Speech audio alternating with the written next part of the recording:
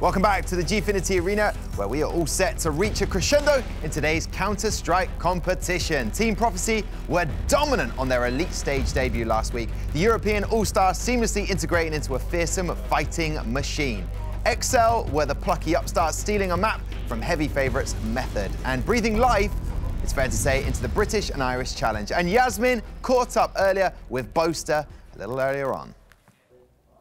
Okay, so I'm up in the VIP area, very plush, only for officials. Talking of officials, Boaster from XL, how you doing? Yeah, I'm good, thank you. Good, good. All right, so last match of the day, last game of the day. How are you feeling about it? Yeah, I'm feeling good. We're going to get the 2 now, hopefully. Yeah. Well, it was like confident and then you said hopefully. Yeah, you know, as long as we're playing our game, it's like picking heads, like picking candy in a candy shop. I don't know, there.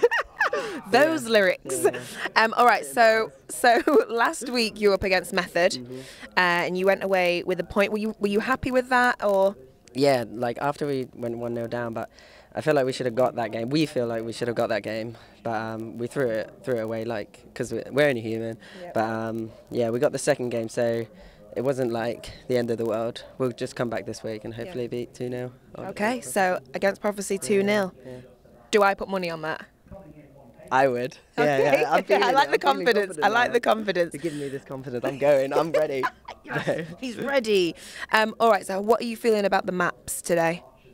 I don't know what maps are being played. I don't know what the veto is, but we have a good map pool against Prophecy, so hopefully they go right into. Well, I think we play the same maps, so it's just a case of who's going to be playing better on the day, really. Yeah, your strategy's clear. You're on point. Definitely, yeah. Okay. From Prophecy, who is that one team member that you're kind of looking at and think you don't know? I don't know. Like, honestly, like, I've played a few of them before, but they haven't made a big impression on me.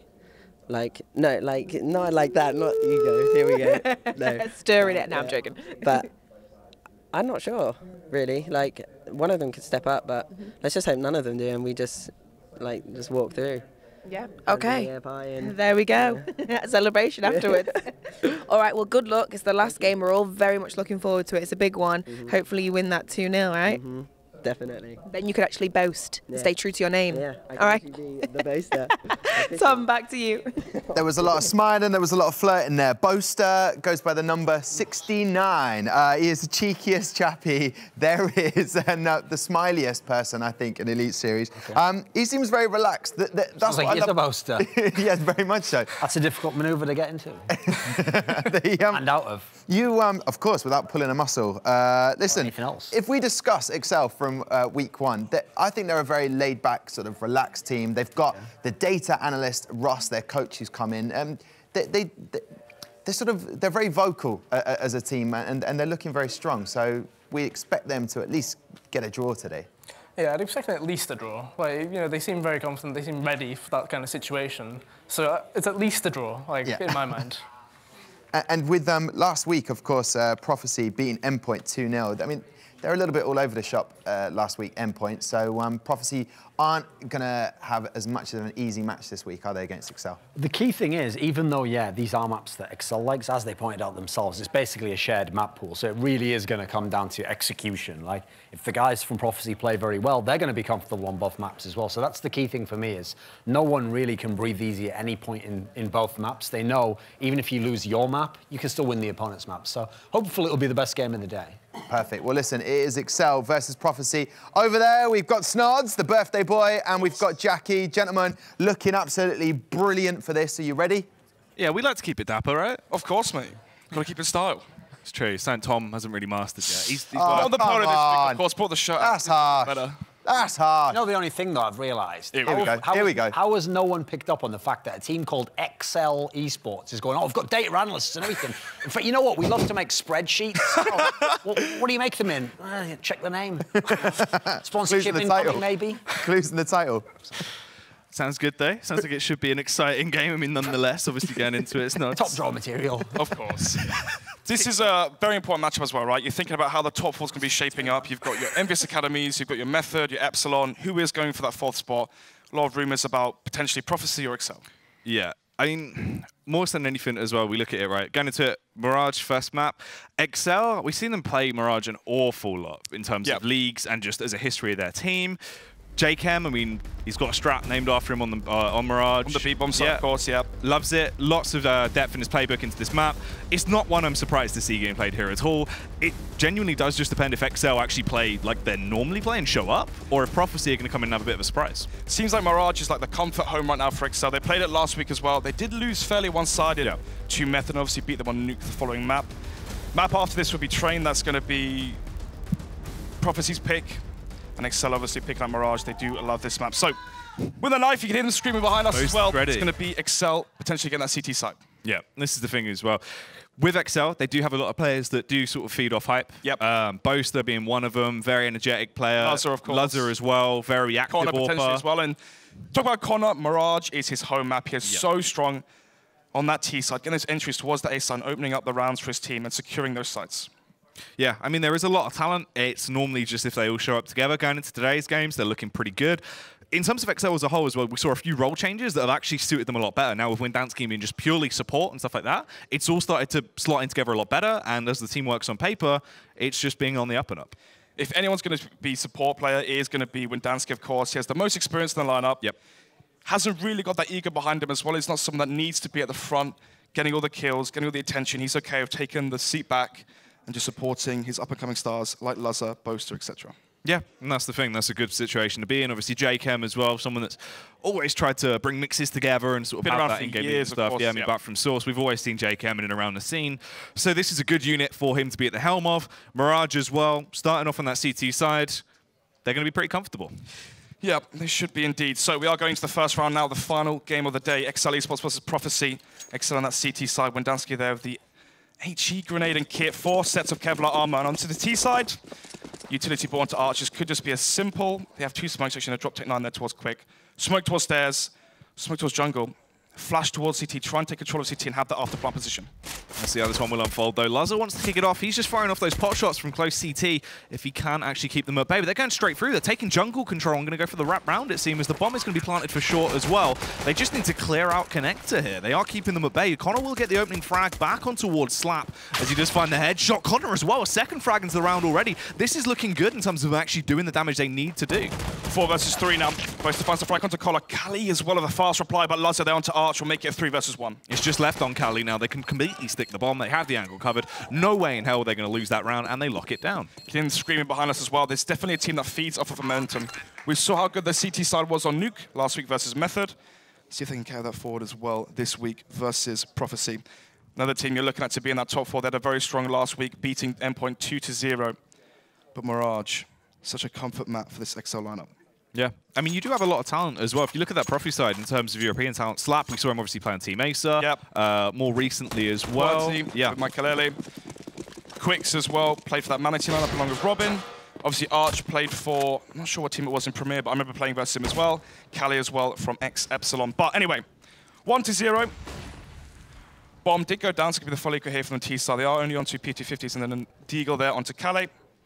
Apart from that, though, SMG only on Jacob, so apart from that, it's going to be $300 per kill here on the CT side.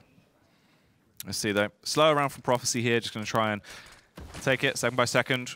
Play these crossfires, see if they can get the opening kills with the P250s. Just do damage to the CT economy more than anything. That's the best case scenario. If they can get the bomb down, that's just the benefit as well. Cal's actually doing great work. Finds 2 openers with a Deagle. Does punish them early. And the response is still there. Arch gets into the backline. Somehow finds the head of Windansky. This round could go so far south. Even if Prophecy loses one, they've done enough economical damage already. 3 players down now from the XL side. SMG and M4, that's all that's left. They brought up the FAMASs, the M4s. They put so much money into this round.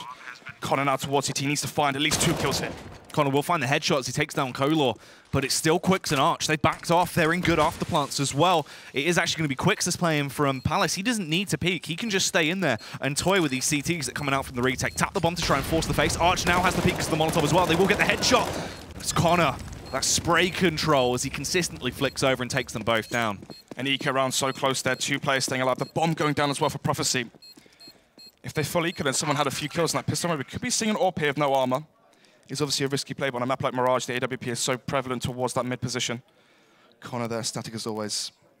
Let's take a look at the buy now. Oh, actually the replay here. You can see the smoke was a little bit far forward, but nevertheless, almost came to their advantage because he taps the bomb, he comes out, the smoke isn't in his face, he finds both those frags, is able to defuse the bomb immediately after that. Quite scary, though, that it got as close as it did with Prophecy's buy-ins. I mean, what did we see? 3 P250s? That was like it? And a deagle onto the Quicks, that was all. So, 5 arcades now. Let's see. No AWP on the CT side as well. It's going to be the SMG there onto Boast Up. No AWP on both sides here. Solo mid-control here from Slap. And actually, it will be a slow default across the board. 2 players here coming towards underpass. They could smoke towards window, try boost into here. Try and find Lazar off guard. He's only got the M4 here. Used to having the AWP there towards mid. Very proficient with that weapon. But yeah, as mentioned, when you go for the double underpass setup, you generally do boost towards window. Let's see if we can find the kill onto Lazar. Oh, Quicks gets the drop on Lazar. He had no idea that he'd been able to take control of window. Kolar as well, taking down Boaster. This is pretty huge. They're aware of the location of Windansky. The A site has been completely flushed out. There's no CTs there. Jacob and Connor are essentially forced to save as well at this point. They can't really run the risk of doing anything too crazy. It's a big comparison, seeing how Weber was playing towards window, the M4, and then Lazar there. Doesn't wait for the smoke to fade. Instead, he just blindly walks in. That's a very, very easy frag there for Quicks, I believe it was. Nevertheless, as soon as that player does fall in the 2 versus 5, they will be opting for the safe hit. Boast Up, reflecting the emotion. Not really too happy with that one. Losing the first bar round as well. Losing 3 players when Prophecy were on that eco means their money isn't really in the strongest position. They are having 2 players survive with these M4s. 1.4k into the bank. They can drop over another M4. But Connor now, giving away his position, he needs to stay alive here. Connor getting the first frag is good, so at least they do stunt the growth of the Teaser's economy slightly, but it's not really going to come back to bite them that much at all. They're going to be pretty healthy into the next round. The worrying factor is, of course, XL off the back of this aren't going to be that stable, and they really need to find some answers soon enough. If they lose either one of these guns as well, they would have been in such a dire situation. Yeah. Connor has moved, though. I believe he will be saving this one into round number 4. So, 2,700 on him. He will have 1.4k extra into the bank into this round, so he can drop over an M4. To go for the force buy, try to break Prophecy's money, but look at that. The smoke hasn't even gone away yet, and he's pushing in, gives away his frag. As soon as you give up mid as well, you give up connector, allows the T's to push through that smoke. They know that there's no one towards jungle. They know that if they go together, play the trade game towards the players on site, the round should be over. So, Excel off the force buy. 3 players pushing in towards Palace. They're walking into Archer's crosshair. They are pushing him. Arch might get caught with his pants down as well. They try and flash peek into him. He's actually going to do the same back to them, but he can't overwhelm them. You can see he's cool that there's 3 players towards towards Palace here.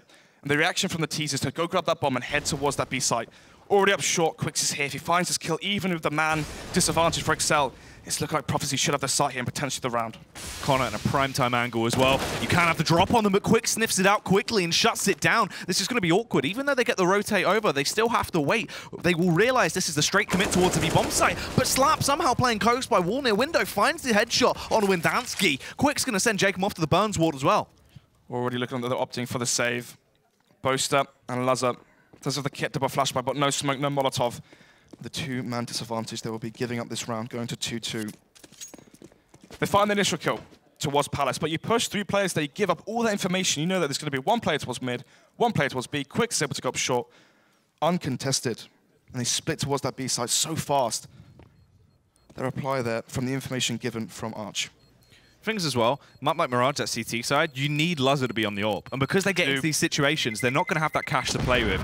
He's so vital as well to XL's form factor. If he hasn't got the AWP and he's using the rifle, play to stay alive. As soon as he falls, the T's are going to understand that it's a very weak connector, very weak short as well. If your windowed player dies early and you go for that B split, those 2 players on site, it's a 4 versus 2. It's very hard to hold, being swarmed from all of those angles. Nevertheless, though, round 5. It's going to be the quasi buy here from Excel. Only the scout and AK. Apart from that, it's going to be pistols across the board. Lazar and Boaster carrying on with that kit and Kevlar as well, and 2 flashbangs. That's really all she wrote. They could use the flashbangs to their advantage, try flash people towards Palace, try flash towards ramp, but instead it's looking like Lazar will just default towards that triple boxes towards CT. Won't really be utilizing the flashbang properly. Boaster, they're across the map, will find the entry there onto Calais as he does fall. 5 versus 4, you still have to favor the T's. So the fact that there's only 2 sets of Kevlar on that CT side, even the man advantage, don't know if it'll be enough. They are making their play over towards the B-bomb site. It seems Jacob's the only one in position right now. Obviously, they do have the quick rotate just playing close to window like that, but it's still going to be hard. Jacob needs to get an early frag on the board here if they are going to try and push in. But look, though, you can see Jacob alone on that B site. All Arch has to do here is cause a ruse, right? Yep. Sell the fake, cause the rotation, which is already done. You can see 3 players there towards the site. Connor as well towards window. It's all down to Jacob. Depends if they clear the angle as well. Potentially if they go straight for a plant and don't look at it, which they're not doing, he can get the frag and delay the bomb plant. Jacob pulls it out of the bag as he finds the headshot of Kolar. More of a misplay from Prophecy than anything there, but luckily enough, Slap is going to slap down the opposition. Falls them back into a 3 versus 3 here as they are attempting to retake the site. Slap is holding the angle by Forest. Winnable here as well. Slap on 17 HP. Laza both have Kevlar, have a kit as well. If only they had a smoke grenade. Windansky here from the rear. If he can find the kill here. Onto Quick to side play, but he doesn't. Unfortunately there, Windansky would have been absolutely wicked if he would have been able to do some damage, but getting punished like that leaves it all in the capable hands of Laza. A kit and 2 flashes to play with. It is a 1 versus 2. If he finds that first frag, he can make this work, but they peek smartly, play together, just overpower him with man numbers. 2-3 now then.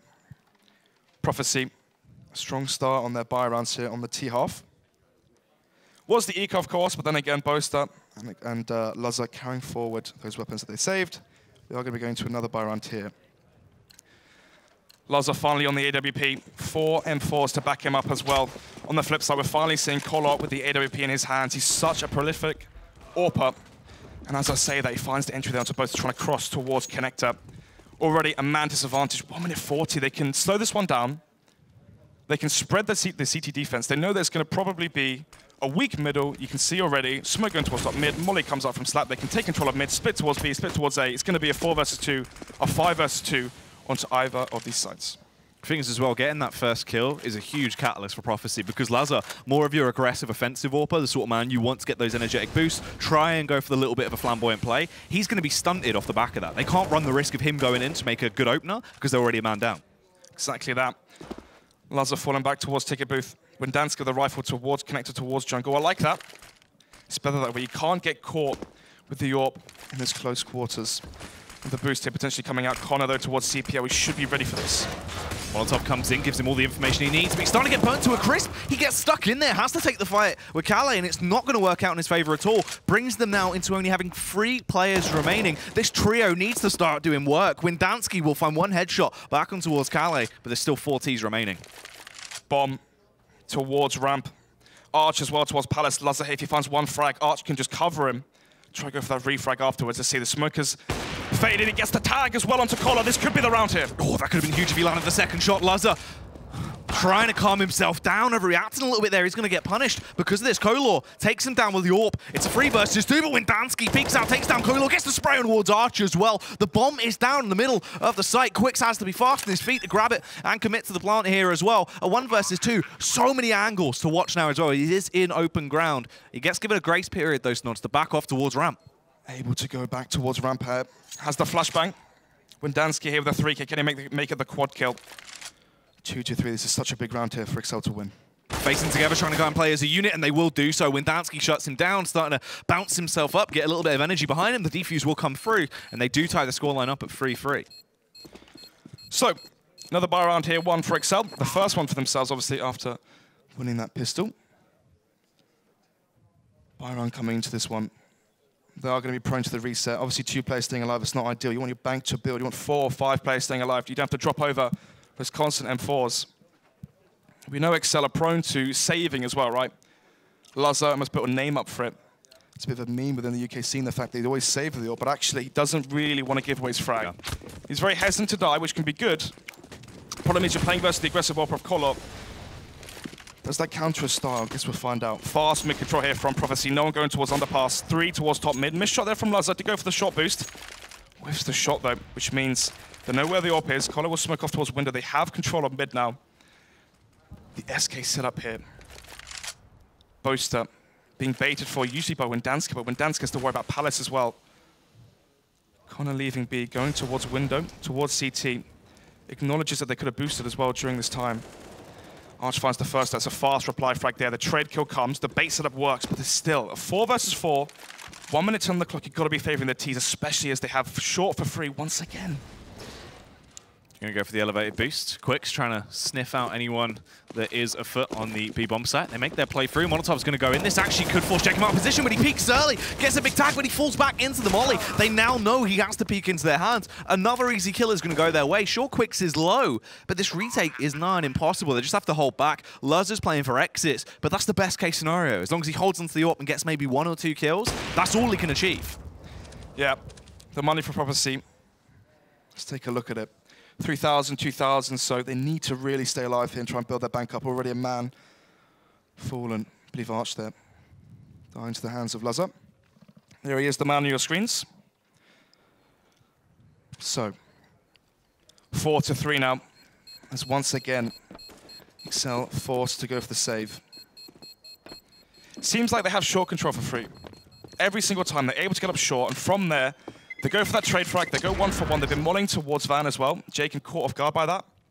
As soon as they find that first kill, there's just no letting up from that B-bomb site. It's such a hard site to retake as well if you don't have the proper utility. You can't molly off towards bench. You can't smoke off the bomb. Molly off towards short as well. Connor there on your screens. Windansky, 8-4. Apart from that, Connor there, 6 frags as well. Jacob just sitting there 1-4, but obviously we're only 8 rounds in, so can't really read too much into that one. It's going to be quite the weird quasi-buy here. Excel playing for a lot into this round. Once again, going for the triple palace setup. They're going to get a lot of information here, but they haven't gone towards ramp. Let's see. If Connor pushes towards ramp before the T's have gone towards B, there's a chance here. Lars with the AWP alone.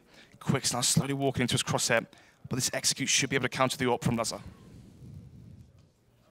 Set themselves up an abundance of utility to play with here, and that's going to be the key factor as well. Zone out the CTs, make them blend, and try and break them as you push your way in towards the bomb site. Lazar misses the opening shot, but will redeem himself as he takes down Kali, but it's not going to matter so quickly. A flurry of frags come out in favor of the Prophecy side, leaving the last 2 remaining members of the CT side just on measly pistols. Their arsenal is weak, and they're still taking the fights that they are not going to win. Boaster gets punished. Connor's in the back. If he just holds here, gets an exit frag, I mean, if Polar exits, he gets the AWP. That could be huge, but that's it. Once again, CT players forced to save as the site is given up. Lazar missing that first entry. Gets the second kill though, right? If he had found 2 frags there before going down, then maybe there's a chance for Excel. He whiffs that first shot. He overextends as well. You saw how far out he came from the rattlesnake position. Players on balcony were able to spray him down. Nice and easy. Gives away his frag there. Nevertheless, though, we usually see Lazar being one of the star players on the Excel side. I mean, last week at Mirage, he was really the only one performing for Excel versus Method. So, round number 9. Not quite sure if Excel falls into that one. I believe it was just a quasi-buy. We could take a look. If they are going to be full eco here, which they are, so 3.5k across the board, they can still bump the AWP into the next round. 5-3. You've got to be expecting 6-3 unless something crazy happens. No deagles, though. Usually it's the deagle that'll set up those eco round wins. I'd say as well with Excel, normally their CT side is actually where they have these issues. Sure.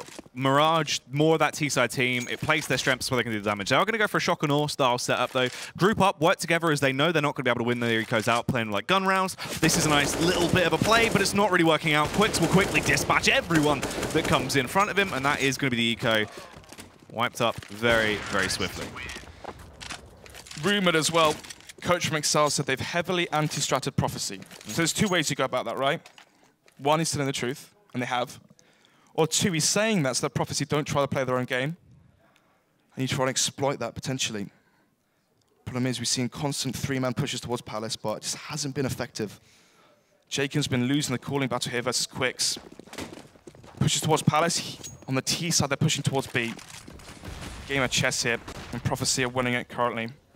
2-0 last week. If they get the 2-0 this week as well, going to be in the limelight, along with Envious Academy. So we head to another buy on round 10. AWP onto Collar once again. AWP on Lazar as well. Players towards ramp. Bomb as well, going for the contact play.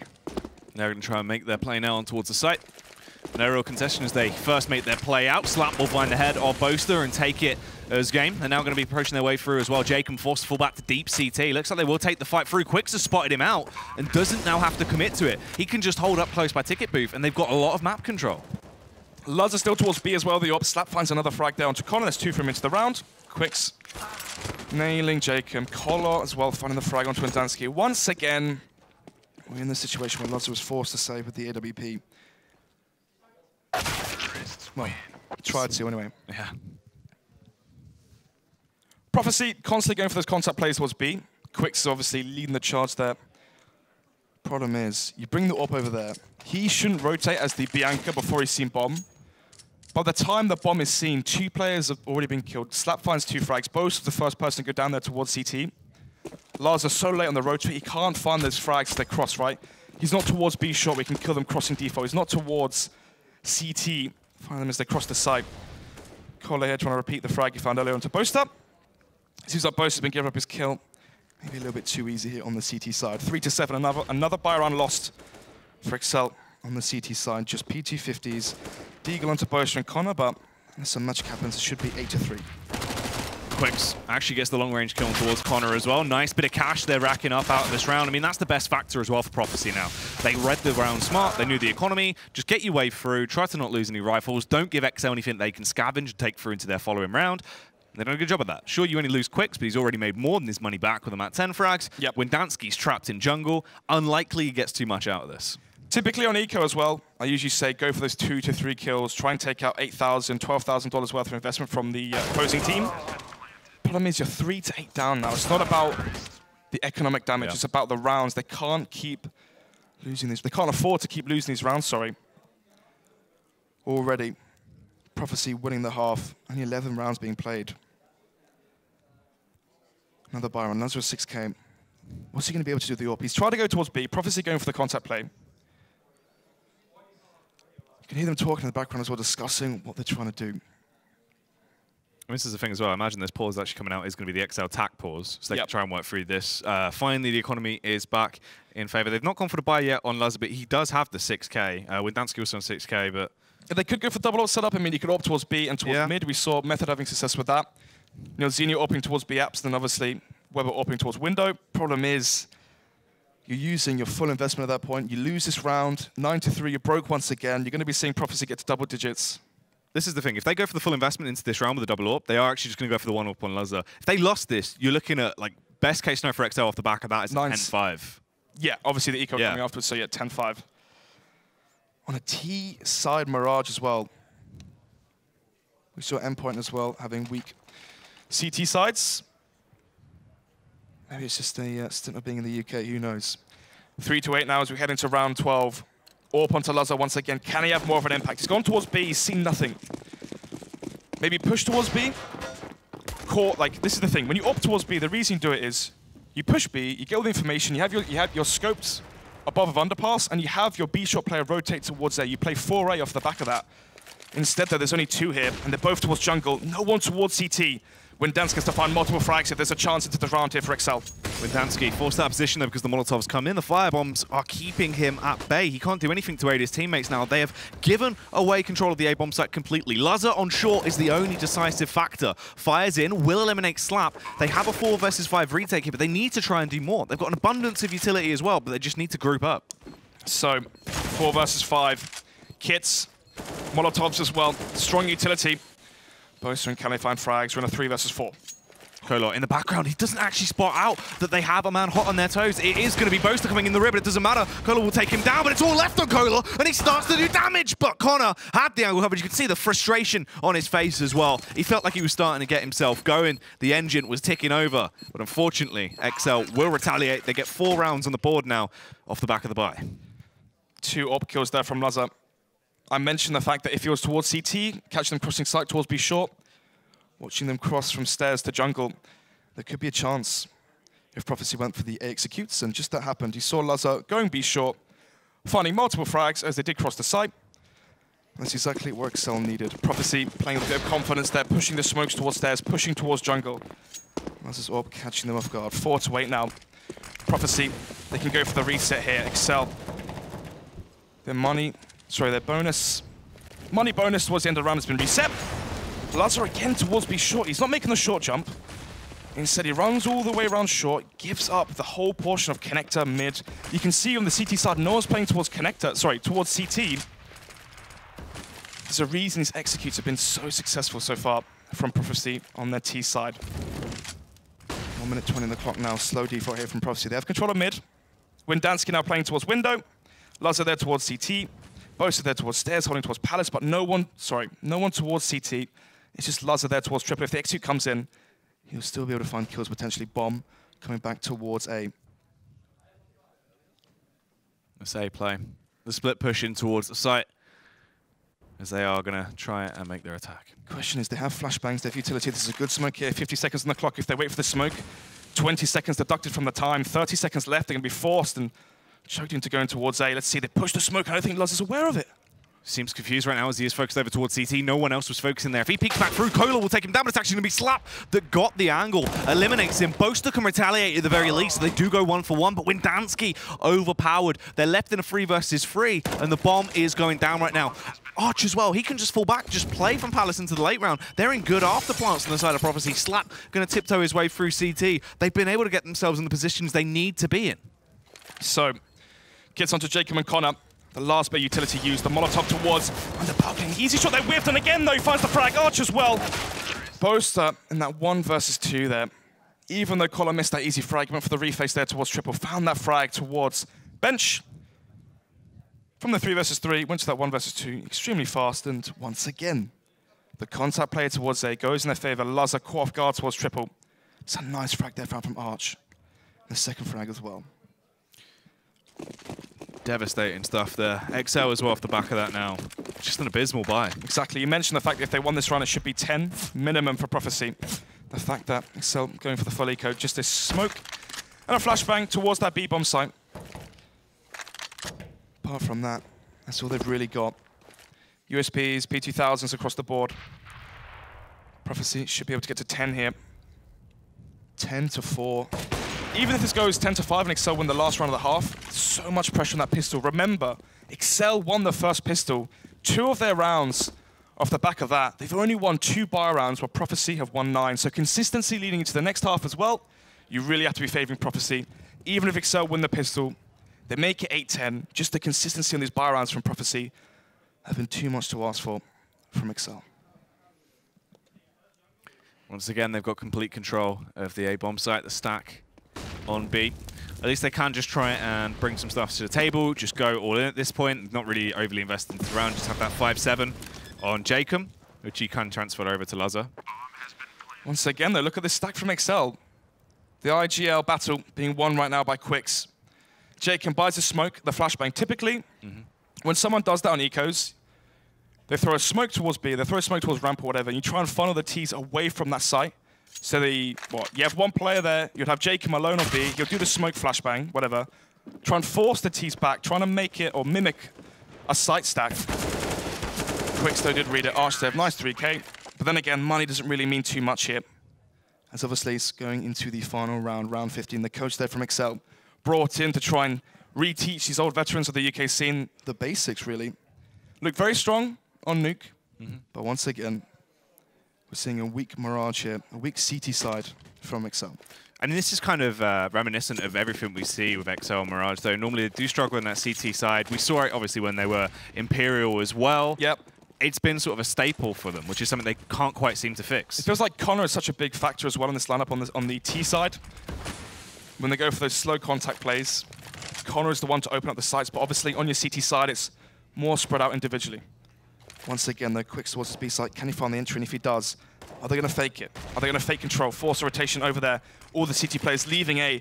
Bring the bomb back around, wrap it round towards that A site.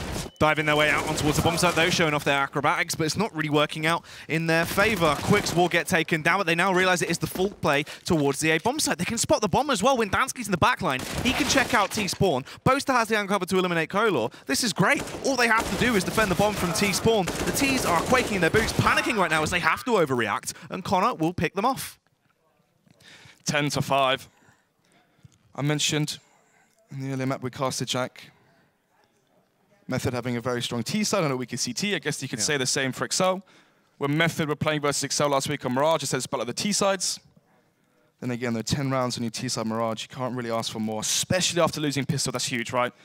This could have been a 12-3, a 13-2 half here from Prophecy if they did take that T pistol. Excel, they lose this. They don't get the bomb down. Prophecy take the subsequent 2 rounds. After the pistol, we could be looking at a 13-5 half here. That's if the pistols go 1-1, and that's really where you see the fairer matchups. It's quite worrying as well, because obviously Prophecy have looked very crisp on, I'd say, all the pistol rounds we've seen from so far. This is what we saw last week as well. Whereas XL, they do have players that can step up on pistol rounds. It just depends if it's going to be that instantaneous burst back in. I mean, in terms of the strategy we're going to see, obviously, it's normally very standard, right? We see it a lot. Those aggressive plays towards the B bomb site. You're looking at B contact hit. Yep. it's very sort of, it's easy to read, obviously, with what XL go for. So it depends if they're going to switch. It's not even that. It's not even readable plays. It's the fact that Quicks is guessing what Jacob's calling. Stacks towards sites, aggression from the CT side. 3-man pushes towards Palace. Quicks has gone towards B. Or the first time it happened, right, when Arch was caught off guard, he died, but he spotted 3 players. He made the call. You saw on the minimap as well, the instant reply from the Ts. They just took mid control, only 1 player mid, just smoke off window, molly off towards connector, or vice versa. Go up short, go through B apps. It's a 1 versus 4 on that B side. Anyway, though, very big pistol here for XL. They need to win both pistols if they want a chance to take this one. 5 sets of Kevlar as well on that CT side. They need to be fast on the retakes. No kit here. Arch, precise with the USP, can be pushing though. The speed contact play, of course, coming out. Arch is in position, hoping to see him peek into him. They play it smartly, peek at the same time. Boaster takes him down. Quicks will rotate over, but he misses the opening shot, and Connor will bite back. Takes him out. Very clean stuff right now from XL as they've slipped their way in towards the bomb site. They can try and hunker themselves down.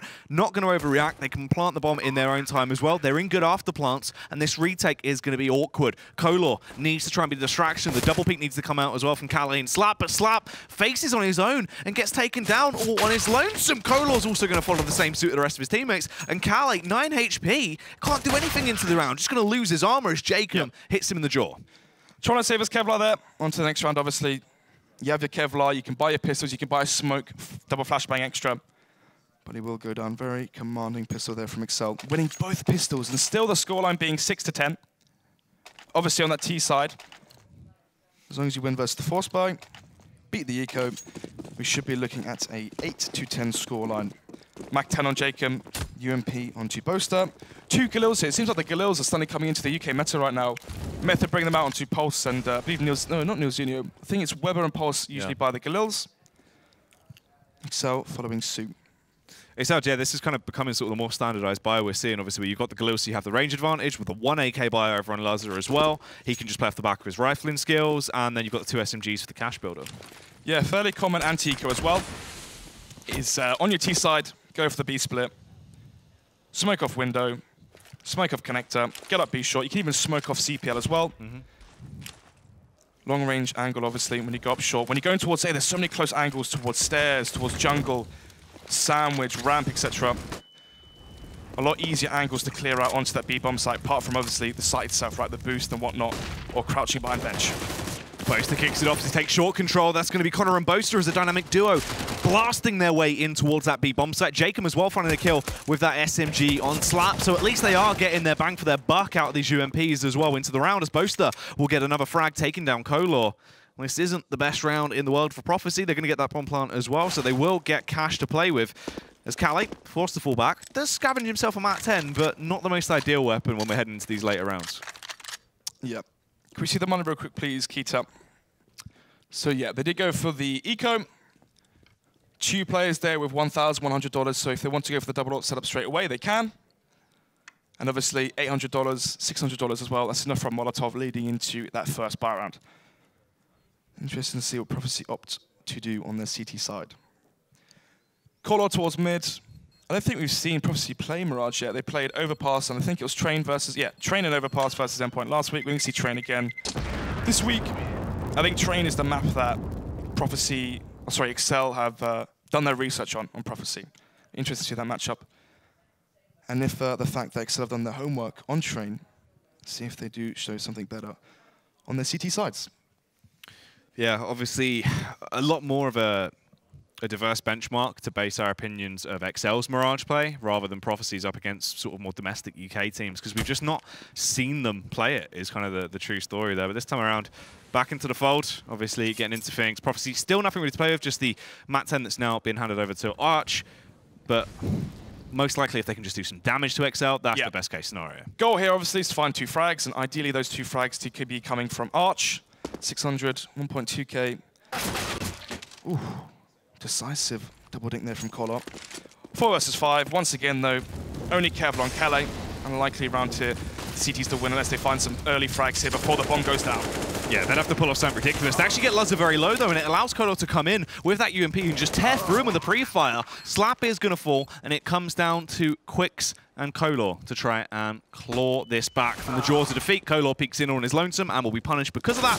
Quicks is in the back line. He does arrive on the scene, but he's not going to be causing a stir today. He will be shut down. Yep, fairly good eco as well from the CT side. 2 guns taking out the hands of the Ts. 10-8. Big buy round here. Excel win this buy round. They go to 9. They force Prophecy onto a quasi-buy. They win that as well, 10-10, and then the buy rounds come again. Prophecy, at that point as well, if it gets to that 10-10 score, and they can be prone to resets, even if it goes 11-10, they can get reset from Excel. For them to win this on their T side, they need to break the bank of Excel, of Prophecy, sorry. Anyway, Koller finds that first frag. Windansky does fall. You mentioned it earlier, the support player is now gone from this T side.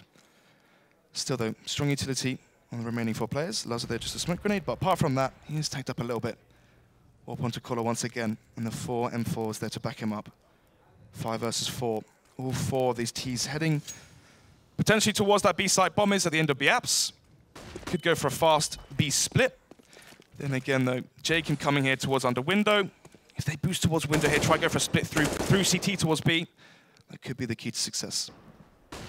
Could be, indeed. Slap playing close in the smoke right now as the Molotovs are going to go in to try and draw him out of position. Only takes 6 damage, so he will be all right. Just falls back to the blind spot as well, so he can still hold in case they go for a late round connector push. Meanwhile, Quick's up close and personal. Listen out for those audio cues. They play it smart. They flashbang over, peek at the same time. Looking a lot better right now for XL as they push their way on towards the bomb site. Arch is there, but he struggles to gain this composure. Even though he finds 1 frag, it's very swiftly traded back by Boaster.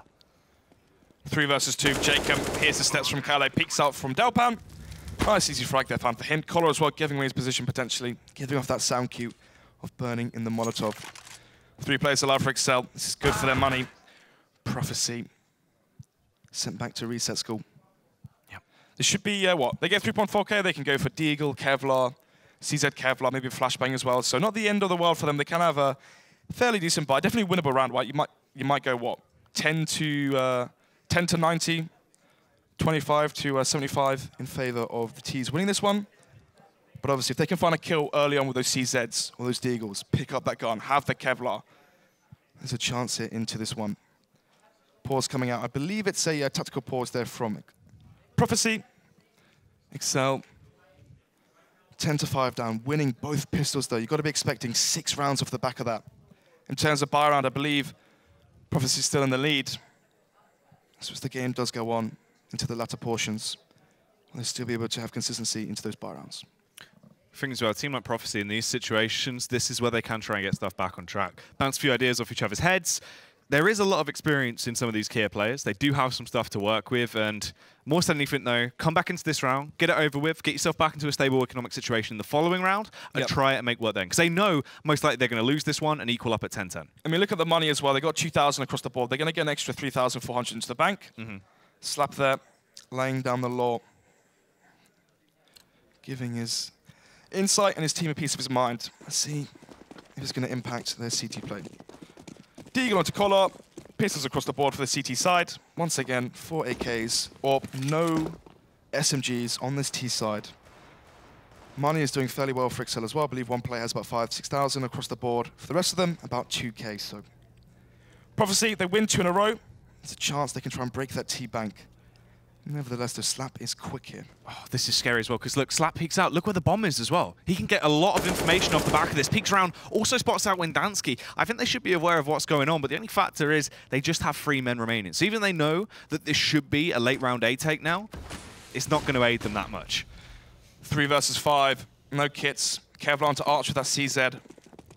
Smoke comes in towards short. It's looking like an A split through connector and a ramp. Calais towards window, gets smoked off, can't really do too much here. And the A site is given up for free. This time round, Jacob makes the right call, a site which isn't really stacked. Prophecy going to be matched here 10-10. Jacob, so close, but he isn't aware that these CTs are right next door. Boaster will take the head of Koller, put it up on his mantelpiece. Archer is going to find a CZ frag. Finally, Jacob works out what is going on. And we'll back off to just try and stay alive very low. The rest of the Ts can hunt if they wish to go for it, though, as they just have the money to play with. They want to do whatever they can to stop Prophecy from scavenging any weapons. And Kale has grabbed himself a Kalashnikov, and he has cheesed it out of there, so he's a mile away. He is indeed. Still, though, they are on 3,400 bonus, so saving this AK isn't really ideal. 10-10. We are evenly matched here, even though Excel have won both pistols. Round 21. Prophecy, we've seen some success from Color's AWP. Should be able to buy it up into this round as well. What's his spawn like as well? Let's take a look. Color's spawn, see, it's not the best there. You're going to need a flashbang from one of your A players if you want to peek towards window. Can go towards B.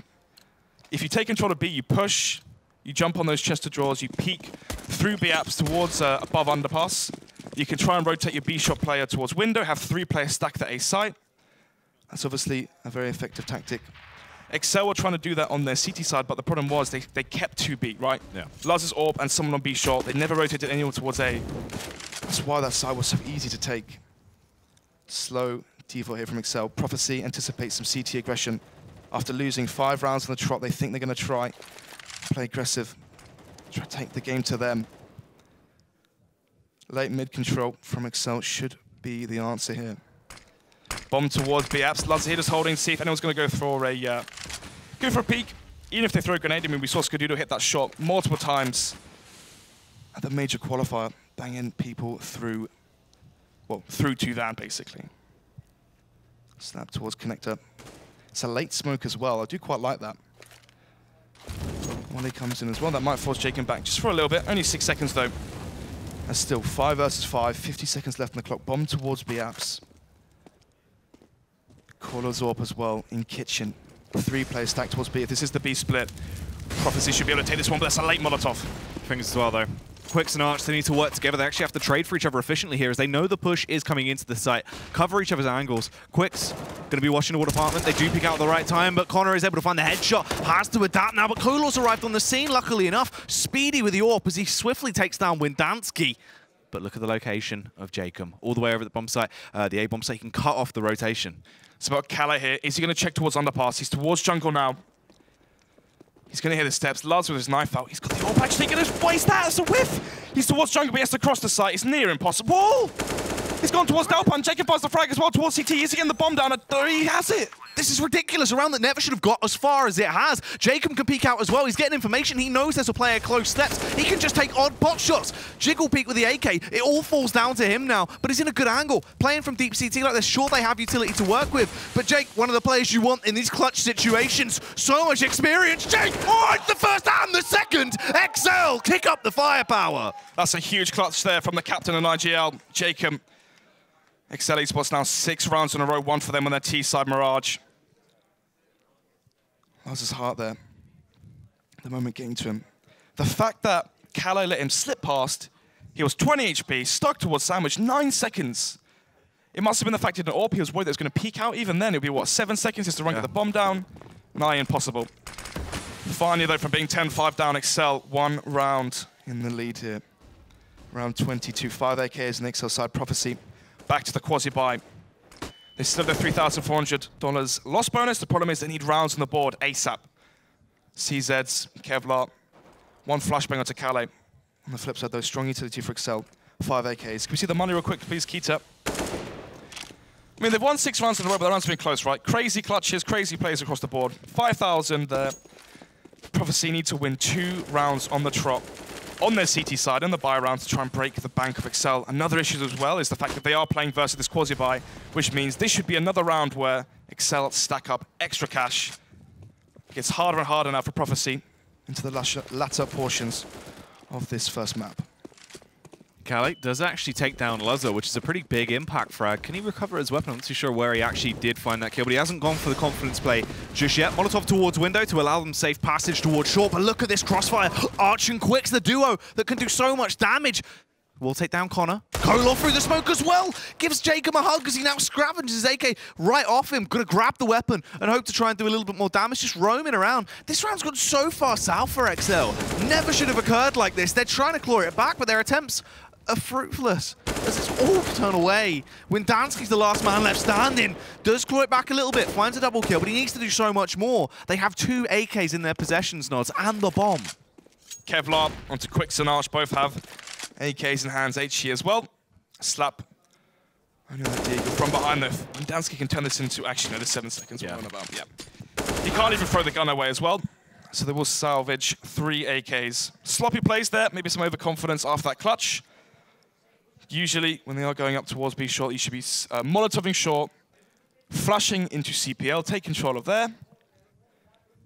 Once you have control of CPL, you can peek towards short. We saw good flashbangs there, catching quick sync off guard towards B short. This time, though, maybe some overconfidence, some arrogance there. Slight mistakes allow Prophecy into the round.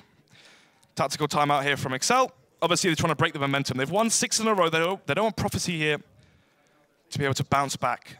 They want to stunt any aggression, any chance on the CT side of Prophecy. I think it's what's scary as well, though. Even if they do pick this round up, Excel come back into the fold, right? Prophecy still got enough money for that following buy. They're not going to be damaged. The reset won't occur off the back of this round. And it's actually a very juicy buy as well. You've got 3 AKs to play with. They've got the AWP over on Kolor.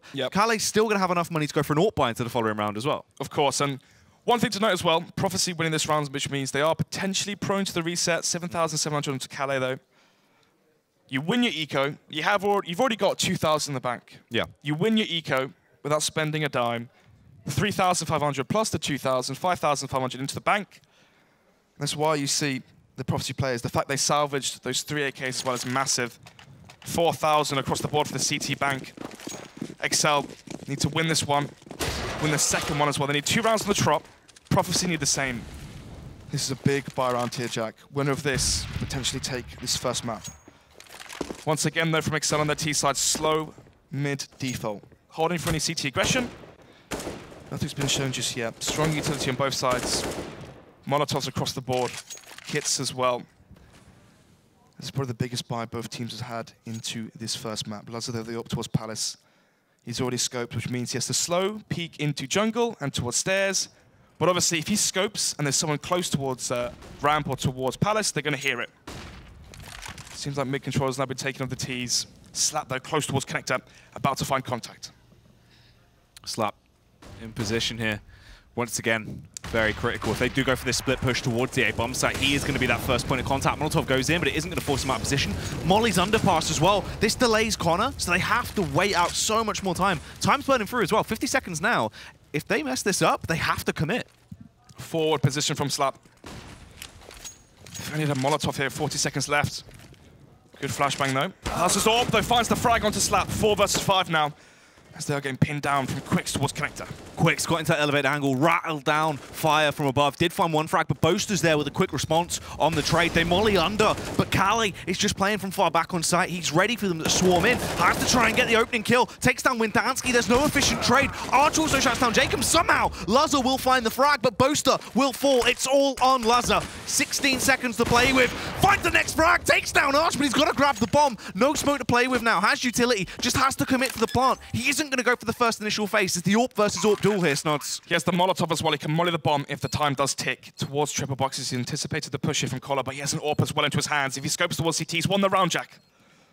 Gonna try and make the fakes. Will peek through, but he whiffs the shot. Lazar, if he peeks now, he will be punished as well. Kola, all he has to do is hold the angle, purchase himself up, hungry to strike upon his prey. Lazar just jiggle peeking around, trying to wiggle and stay alive. Knows he's low, he peeks into it, but it doesn't work. He gets shut down. Kola finds the frag somehow, and he gets the defuse to boot as well. Prophecy pick up another round. Intense 1 versus 1 there. Both players wielding that AWP. You can see Lazar shaking his head. He knows he should have won that. He tagged him up. Low HP onto Collar. He legs in. Doesn't quite connect that PT50 shot, though. Prophecy finally gets some rounds on the board. Excel, 4,000, 3,000. I believe Jacob can drop over an AK, which he has done just that. So we'll be seeing another buy here from Excel. Prophecy, I mentioned they need to win 2 on the trop to try to break this bank on the T side. If they make it 13-11, force the eco from Excel 14-11 at that point. It's 5 rounds that Excel will need, and only 2 for Prophecy. No AWP as well for Lazar. Been so key to their victories on that terrorist side. Boaster reduced down to just the Galil from the AK. Utility as well. No nades on Lazar. Has to go in first, right? If you have no utility into the after plant, you can't smoke off jungles, Molotov off CT, flash things, etc. Just be the trade bait, right? Be the person that gets traded. You have no utility anyway. You're not really that useful into the mid-round. Just try and get your team the opening frag onto a site. Lazar no head armor as well, so he's only going to take 1 shot with that M4 to take him down. If he does go on towards the bomb site, which is going to be a little bit of a struggle. Molotov comes out once again as they just want to wait for the push to come through underpass, just trying to keep that mid control at bay. Prophecy know they have this round in their hands. 5 versus 5, another slow round here from both sides. Prophecy. They found potentially the key to success, the slow rounds. What is this? Wendansky out of Palace? Collar finds the initial frag as well. It's a one-man advantage with 40 seconds left of the clock. The bomb is towards Palace. This is a very hard round now for the T's to win, especially if Jacob forces it towards Delpan. He needs to find an entry here onto Calais. But with 30 seconds left, they can be funneled in towards A. Jacob needs to be the key to success here. Oh, doesn't clear the angle, just tried to walk through the leap of faith, but it's not going to work out in his favor. Calais doing damage as well. Connor will luckily end his reign of terror, but Kolor's on the site. He's whiffing though. Normally, he lands these shots. 3 misses on the table, but time's ticking away. The bomb is down as well. They have to go right now. They would need to kill everyone to pick this round up, and it is going to be over. The T's won't be able to win it. If they wanted to there as well, could run the risk of track kill boast off the time, yeah. Thing is, though, right now, heat to the moment, this is a very close game. So, money potentially broken here for Excel. Let's see. 2,000 there, going to be going for the Quasi-Buy Eco. Some light armor, smokes, flashbangs. Could be going towards B, could be seeing the JKM from the man himself, that'd be interesting. Window smoke and top mid smoke. JKM that has the smoke grenade as well into his hands. There's 3 smokes brought up from the T's. The B split, this is where Jacob comes in from behind. When the CTs on that B side are distracted, he's trying to kill that B shot player in the back, try and find an easy entry onto this B side. So down to Archstone, he's jump spotting with the Molotov. That should be able to delay the push enough here. Yeah, this is that standard XL pistol round that we saw. Let's see if it works any better now. They actually have the Tech 9s in their hand. Quicksand Arch will find the frag very easily. It's so simple for Arch there as well. So much more range to play with. Just fall back by Forest, pick up those easy kills they come in. Windansky's got a little bit of bite in him though, as he will find 1 kill, but the final 2 players of XL will fall, and that is going to be Prophecy getting another round on the board. Things coming to fruition now as well. That buy round, I said, if they win it, 14-11. Which we see now, Prophecy needing 2, Excel need 5. What's the go-to strat? Orp onto Connor, does he have a good spawn? Let's take a look. Yeah, he has the best mid spawn, so if he can find the frag towards mid, they can swarm mid, go for a fast B split potentially. But look, slap, Collar won't bite. Oh, this is very risky. They actually do get 1 frag. The Boaster takes down Slap, but the responses come in. This does favor the T's at this point, though, especially if they go for the split pick towards the bomb site, but not when Kotler goes back. Another face from him. So much confidence. 1-man advantage as well for Prophecy. A fast round. Leaves us with the CT sides having the advantage. Jacob and Lazar. It feels like we see these last 2 alive fairly often. Jacob and Lazar, I mean, they've had multiple potential 2 versus 4s, 2 versus 3s towards that A site. Will they try and repeat that again? Backing off. Going to try it and play to their strengths. 1 flashbang, 2 Molotovs, and all the natural tools to attempt to win this round. But Kolor is going to have absolutely other ideas. No smoke as well, just a flashbang. They have mollies, so they can molly off towards B short. Molly window, flash towards connector. Try to get a frag there, try to find the entry towards A and risk it. If they go up short, they need to kill Arch. If Arch goes 1 for 1, the round is near enough done. Let's see what happens. Thing is, they've got the flashbang. They're actually just going to dry peek it, though. Arch gives away his location. He peeks first. Luzza takes him down, luckily enough. This is huge. Quick's in position over by Truck here. You've got the mollies. They should be mollying it out, try and force him out of position, then just play together on these frags. Kolor coming in with a retake. The AWP isn't that efficient right now because they're already on the site. It's going to be awkward, but they don't. Clear by Truck. Quick speaks out, takes down Jacob. Left in a 1 versus 2. Luzza, he knows that Kolor's tagged down low, but he has to take down Quicks. The aggression coming through. He gets legged. You can't quite do it. Just takes too much of a beating before he even gets to the real fight. Match point now for Prophecy on this first map. Next map being Train. That's Prophecy's map pick. They won very convincingly versus Endpoint last week on it. Excel on their map pick Mirage. Not showing as much comfort as we used to be seeing. They lost as well versus Method. On this exact same map, and it was the same thing. Weak CT sides. The problem is, right? Imagine they start on their T. This would be 5-6, 6-5 on your T side. That's fairly doable, of course. Problem is, they didn't have a big enough buffer, Jack, leading into the second half. Oh, Connor gets the opening frag this time around. This is a little bit different. Now they have a little bit of firepower to play with, pushing their way in. Kola gives his position away. Connor's just going to rattle through the smoke, take pot shots, and dispatches the big man himself. So it's a 3 versus 5 play. Slap in the background, but Lazar catches a whiff of him, runs past, takes him down with a drive by Connor. Playing out of his mind. So this is the Connor we need to see, that explosive impact fragger on your T side. He's the man that needs to go up ramp, find this entries towards A. It's almost too late now, right? It's easy to have this confidence that's given to you because the prospect of losing is just right in front of you. You have nothing to lose. Yeah. Nothing to lose mentality is sometimes where you see the confidence come from a few of these players, and Connor being potentially one of them. Does get the double entry as well. If he was spam through the smoke, it was the headshot onto Collar there with the AWP. So tactical pause here from Prophecy. It's good to see that teams are actually using the tactical pauses today. I believe we had one earlier in the Method versus Epsilon game. And apart from that, other games during the day, I don't think we even saw a single pause. There were 1 or 2. Not enough, really. At least both teams here using and utilizing all the pauses they can get. Makes sense as well, obviously. Even though they have a buffer to play with, they've still got 3 rounds before XL are going to be a match point as well, and it will be the overtime potential. Oh, it's actually going to be the XL tactical timeout. Yeah, I mean, we saw Infused. It was Infused versus Endpoint. Yeah. I believe they were 15-9 or 15-10 up, and Infused, the inexperience showed, and they lost those clutches, the 1 versus 3s, the 1 versus 4 to Emi and Max as well. And Endpoint were able to come back and claw it back and get to OT and take cash. So, we are going live into this one now. AWP brought back onto Collar. No AWPs on that T side. M4 onto Jacob. Lazar, 19-22. Frags, you know, fairly evenly distributed as well. Roughly 20 kills across the board on 3 of these XL players. Is that smoke for CT? Yeah, I believe it is, or maybe even jungle and connector. Connor towards short, though the bomb is towards BF's looking like a fast beat split here, Jack. Quicks again, could be caught off guard. Oh, Calais will kick it off, takes down Connor though. That's a huge impact frag. Slap as well, eliminating Boaster. It's looking absolutely dire, Snods.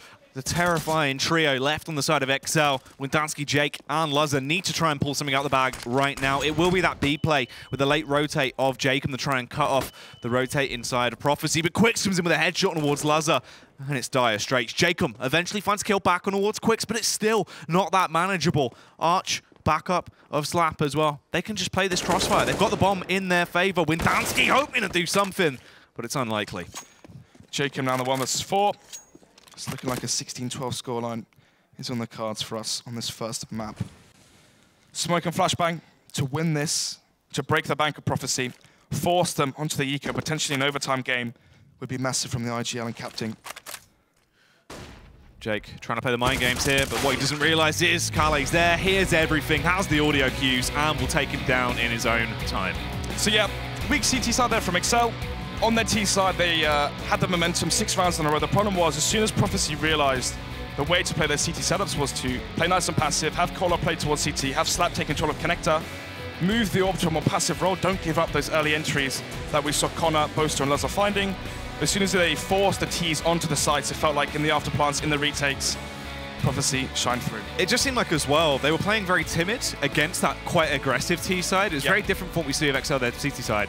Bogged down, it looked unstructured. T side, we know they're a very snappy, fast team. They're not going to mess about. And Prophecy took a little bit of time to understand how to deal with it. And as soon as there was nothing to lose, we finally saw confidence from a few of those players. At that point, though, 15-11 down, it's just simply too late. It is too late, but it's not too late for the beautiful man himself, Tom Deacon, to let... You're too kind, Jackie, Snods. Thank you very much. That was map 1. That was Mirage. Prophecy, take it. But can XL come back in the next map, which is Train? Don't go anywhere, otherwise you'll miss all the action.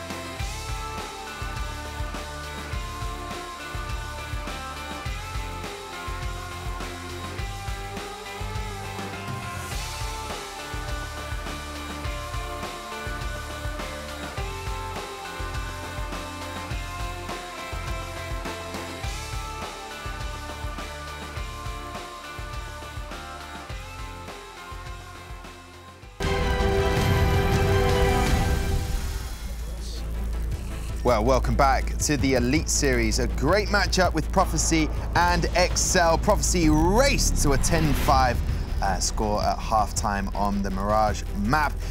Excel managed to fly back into it with 6 straight wins, but at the end of the day, Prophecy were just too strong for them and ended up winning 16-12. Fantastic play from Quicks and Kolo, who both finished with 25 kills each. And as you can see, Excel, they're very, very excited. It was a great matchup, a great way for Excel to come back into it. 6 straight wins, but Prophecy a little bit too strong. Do you reckon that will happen in the second map today of Train?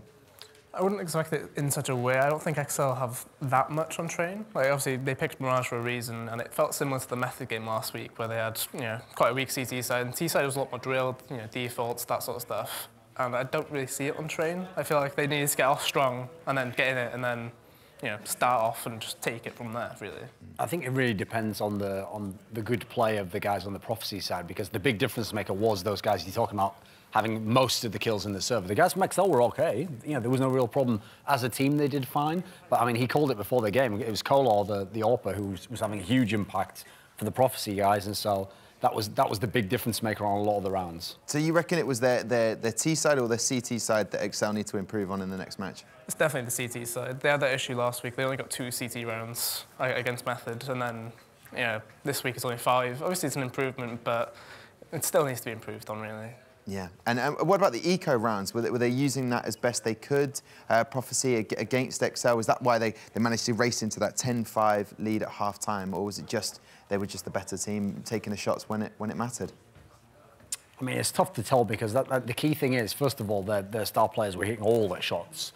So I don't really think that they're like some fantastic tactical team, and I think you add in what he just said there, which is that the CT side has been really kind of lackluster for a lot of teams, actually, the UK teams in the tournament so far. But yeah, Excel here, they struggled there. They got something going on their T side, but they'd given up way too much already, so it was kind of a massive uphill challenge at that point in time.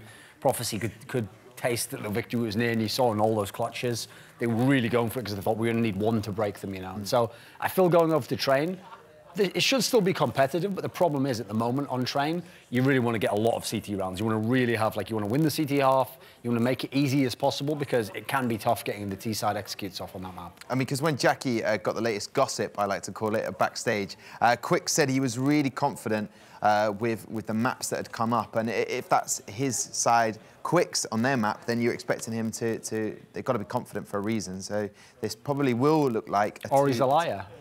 There is the double bluff idea. See, you got it. You heard it first. Quicks could be a liar. Yeah. People lie. They do. And I feel like that needs to stop. If that could be the real message from the Elite Series, just stop lying. Stop it. We don't want any more fake news. But this is the news. It will be Train in the next map. And Quick's probably looking very confident about this. I'll tell you what, 2 guys that look very excited about this potential map, who haven't sat down all day, even in the green room. How do you do it? What is the secret for your ability to stand all day? Caffeine, sushi, Nando's, what do you think? Yeah, I mean that, and I follow the bank's lifestyle, so, just keep myself going. Oh, yeah, of course, mate, of course. So, Train, second map here. Prophecy, obviously having a very strong T-side on the previous map. Excel, the complete opposite, really. Going to shambles on their CT side, only able to gather 5 rounds. Train, though, this is the interesting one, right? Before the maps had started, Jacob said they had anti-stratted Prophecy. The only demo they could have had was Overpass and Train.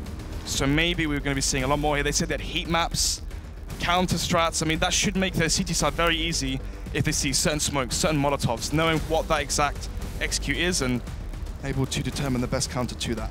Train as well is actually a map they can get a lot of information on, even against domestic UK teams, because they have an entire game they had against Endpoints. They've got a lot they can base it on. Yep. They know what they're doing. If Excel have done their research and looked into this, as they say, obviously with the coach of Ross as well, there is a lot of things that could aid them massively.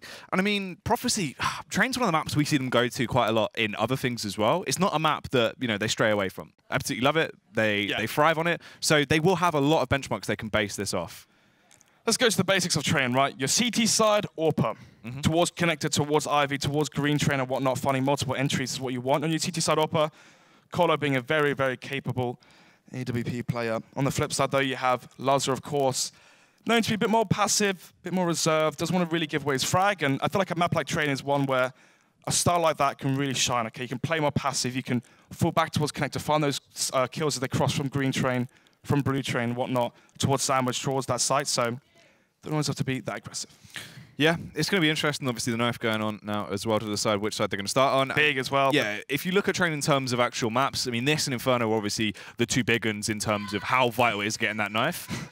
Boast absolutely loving it. He's raised his boasties right now as they have been able to pick up the knife. Windansky will grab it, and they can start off on that CT side.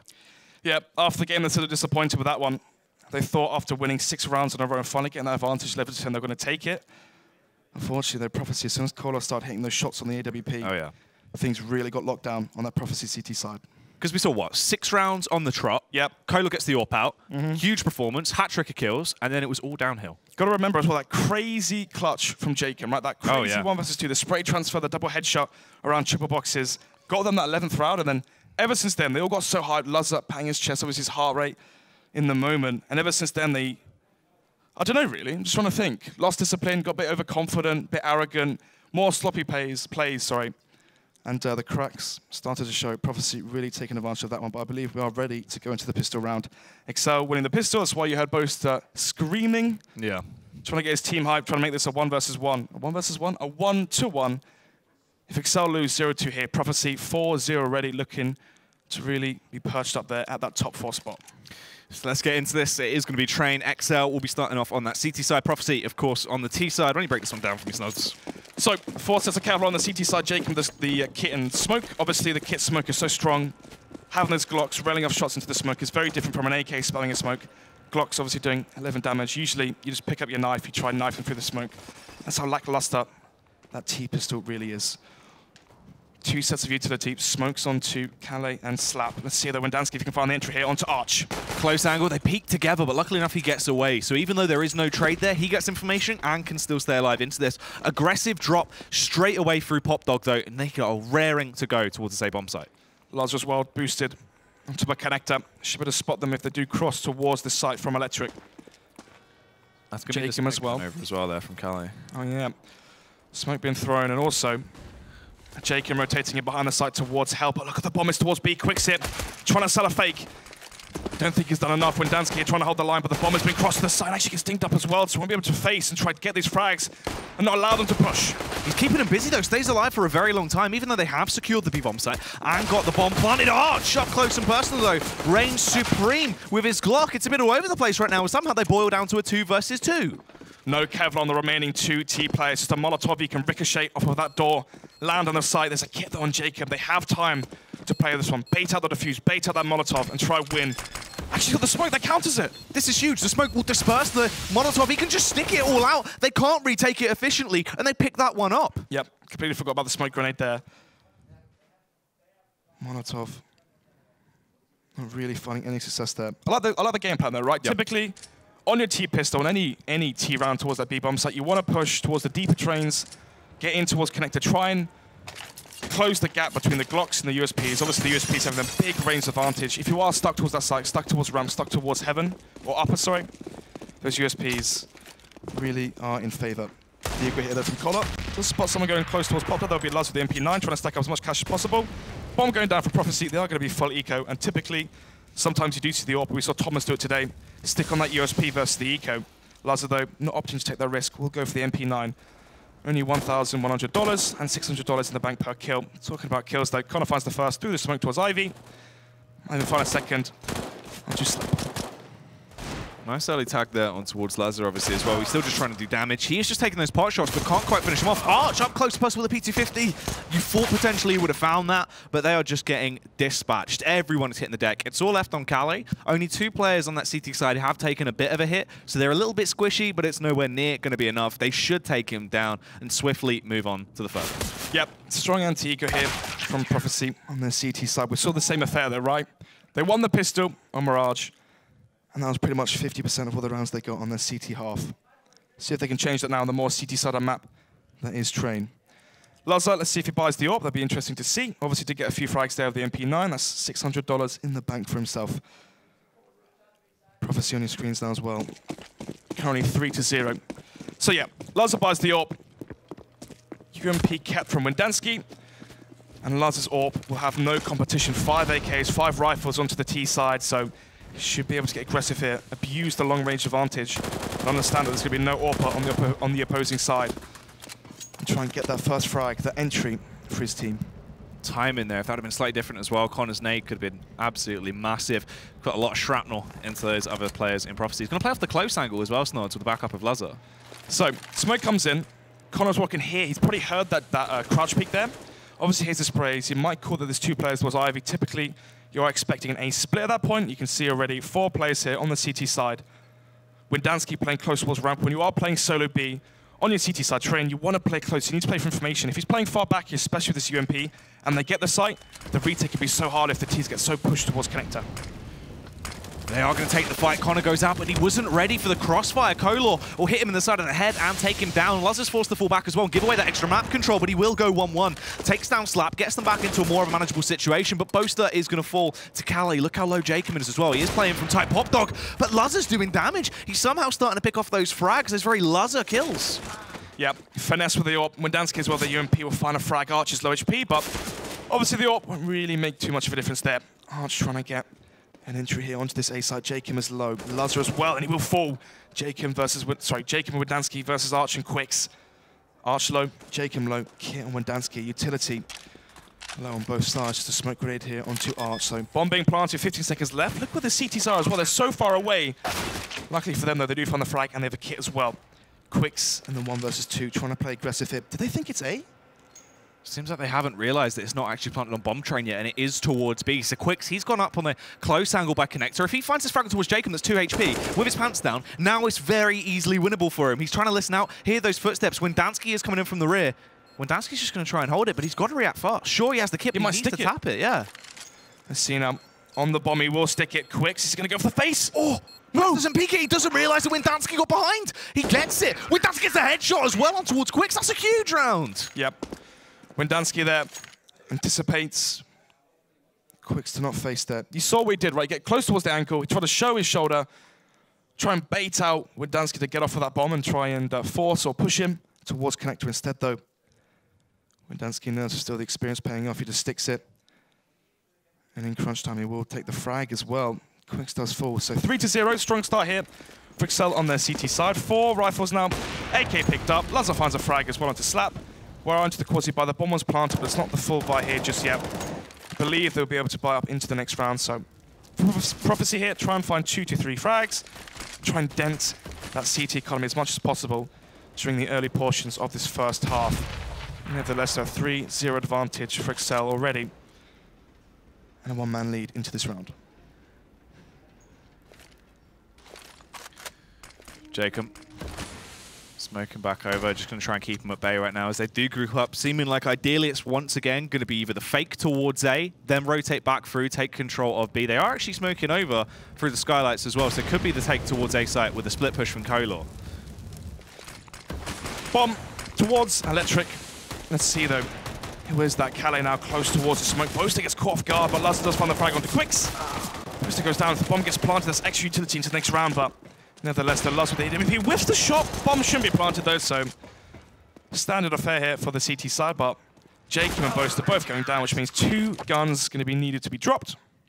Not the underworld, of course, though. Rounds are important as they go to 4-0. Obviously, if the bomb did go down there, that could have been an AWP, that could have been extra utility. If you have the Molotovs, the flashbangs, you can go for the executes towards A, molly off towards default, molly off towards stop sign, smoke towards green train, towards Electric, towards the sandwich position as well. Try and get out of team main. They're trying to get picked by Lazar's AWP. Still though, round number 5. Prophecy need to be winning this one. They need rounds on the board ASAP. Let's see, Collar finally has the AWP in hand, so he can finally challenge Lazar's AWP. 4 AKs and the AWP has a save 4. It's now 3 though. Both have a nice frag onto Arch, puts us into once again a CT advantage. 1 minute 35 on the clock. This is actually really big as well. Look how long they were delaying Kolor. He can go for any peeks. He's had to fall back now as well to do the flashbangs over and the smokes for his teammate. If they want to go for this A fake / commit, I mean, Slap as well. Entry frag back on towards Windansky. It is a 4 versus 4, but the next frag is going to be so critical into deciding this round. Yep, both the low HP as well. Only 12. No Molotovs as well on that CT side. Jake and Connor completely skinned in terms of utility. Smoke comes in. Lazar there missing that crucial frag. It could have been a 1-man lead. Connor, though, finds an entry with his AWP. As we go into a 3 vs 3 post-up. Perched on the high ground, does find the first spray. Doesn't land, and Kali will find that kill. Awkward stuff there. Boaster needs to try and do just that tad bit more. Kolar has this angle completely on lockdown as well. Lazar cannot take the fight. As soon as he peeks, he will be dismatched. He realizes this, dismisses any chance around, and will back off. And they are going to lose their first round. They're going to let it slip away. People always dig into Lazar and how he saves a lot. They always joke about it and whatnot, but the fact is, really, it's so good for your CT economy. It seems like so many teams nowadays don't understand when to force a 2 vs 3, force a 2 vs 4, and when to really give up and even out your numbers, or sorry, evaluate your numbers and chances of winning the round. Lazar hit, cornered in, whiffs the flick, and unfortunately for him, tries to go for the save, but won't quite get that. Stick with the money now, as obviously we've seen some close rounds. Obviously the 1 vs 1 with Dansky means the money might be low for the CT side.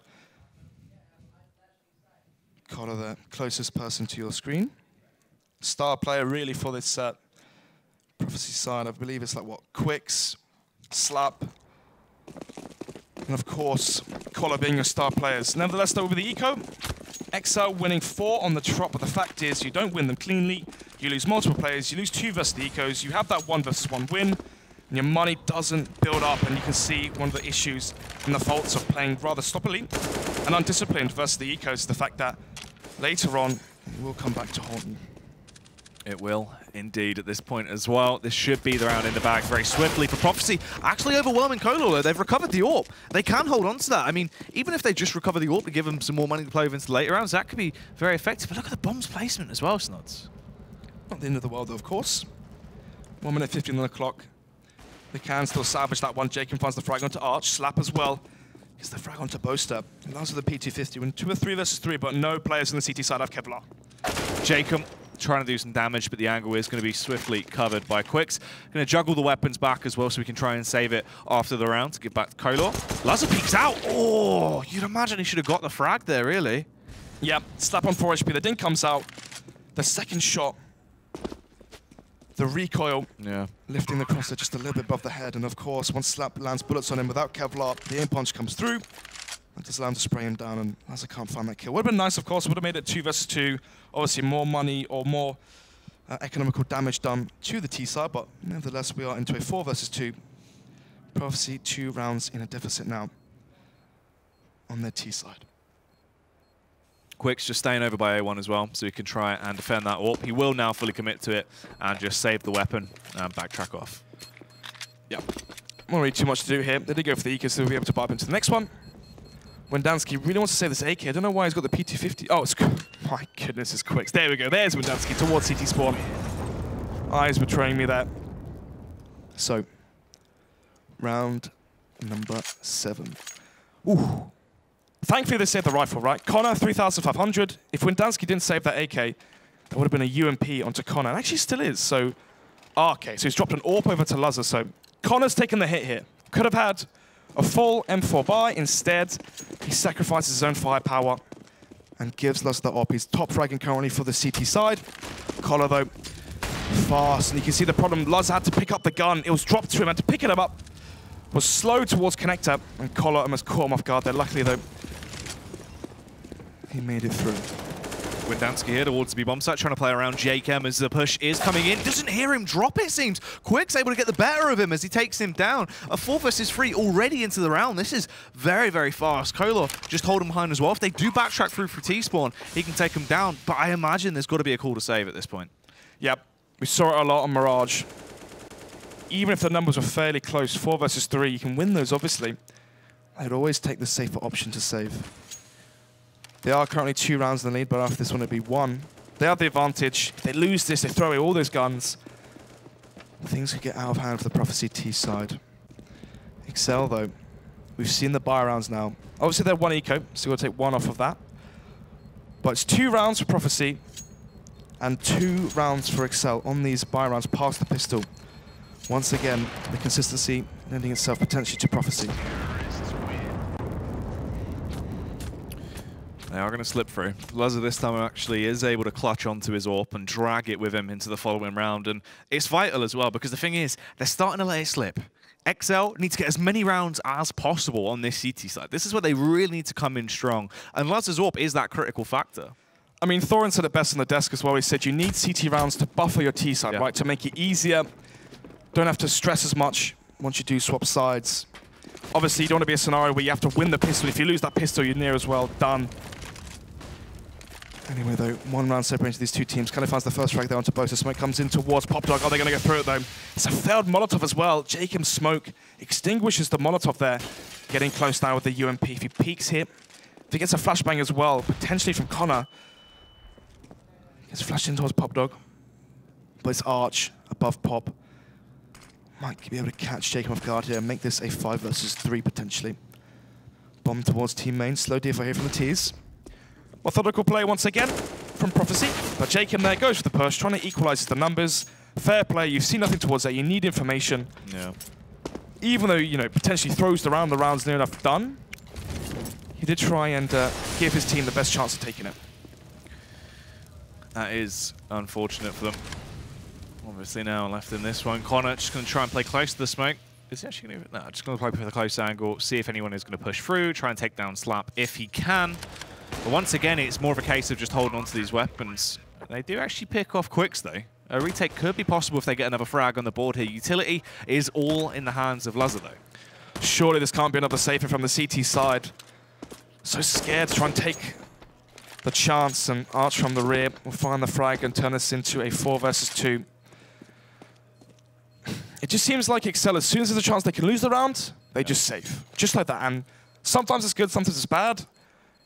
Constant occurrences of 4 versus 3s where they play so passive. It's almost like the players on the CT side are looking to save. They all play so passive, it's like they're trying to find a reason to not go for it. It is odd. Even when they start to get themselves back into the round, they just look very, very timid. Static. They don't move. Yeah.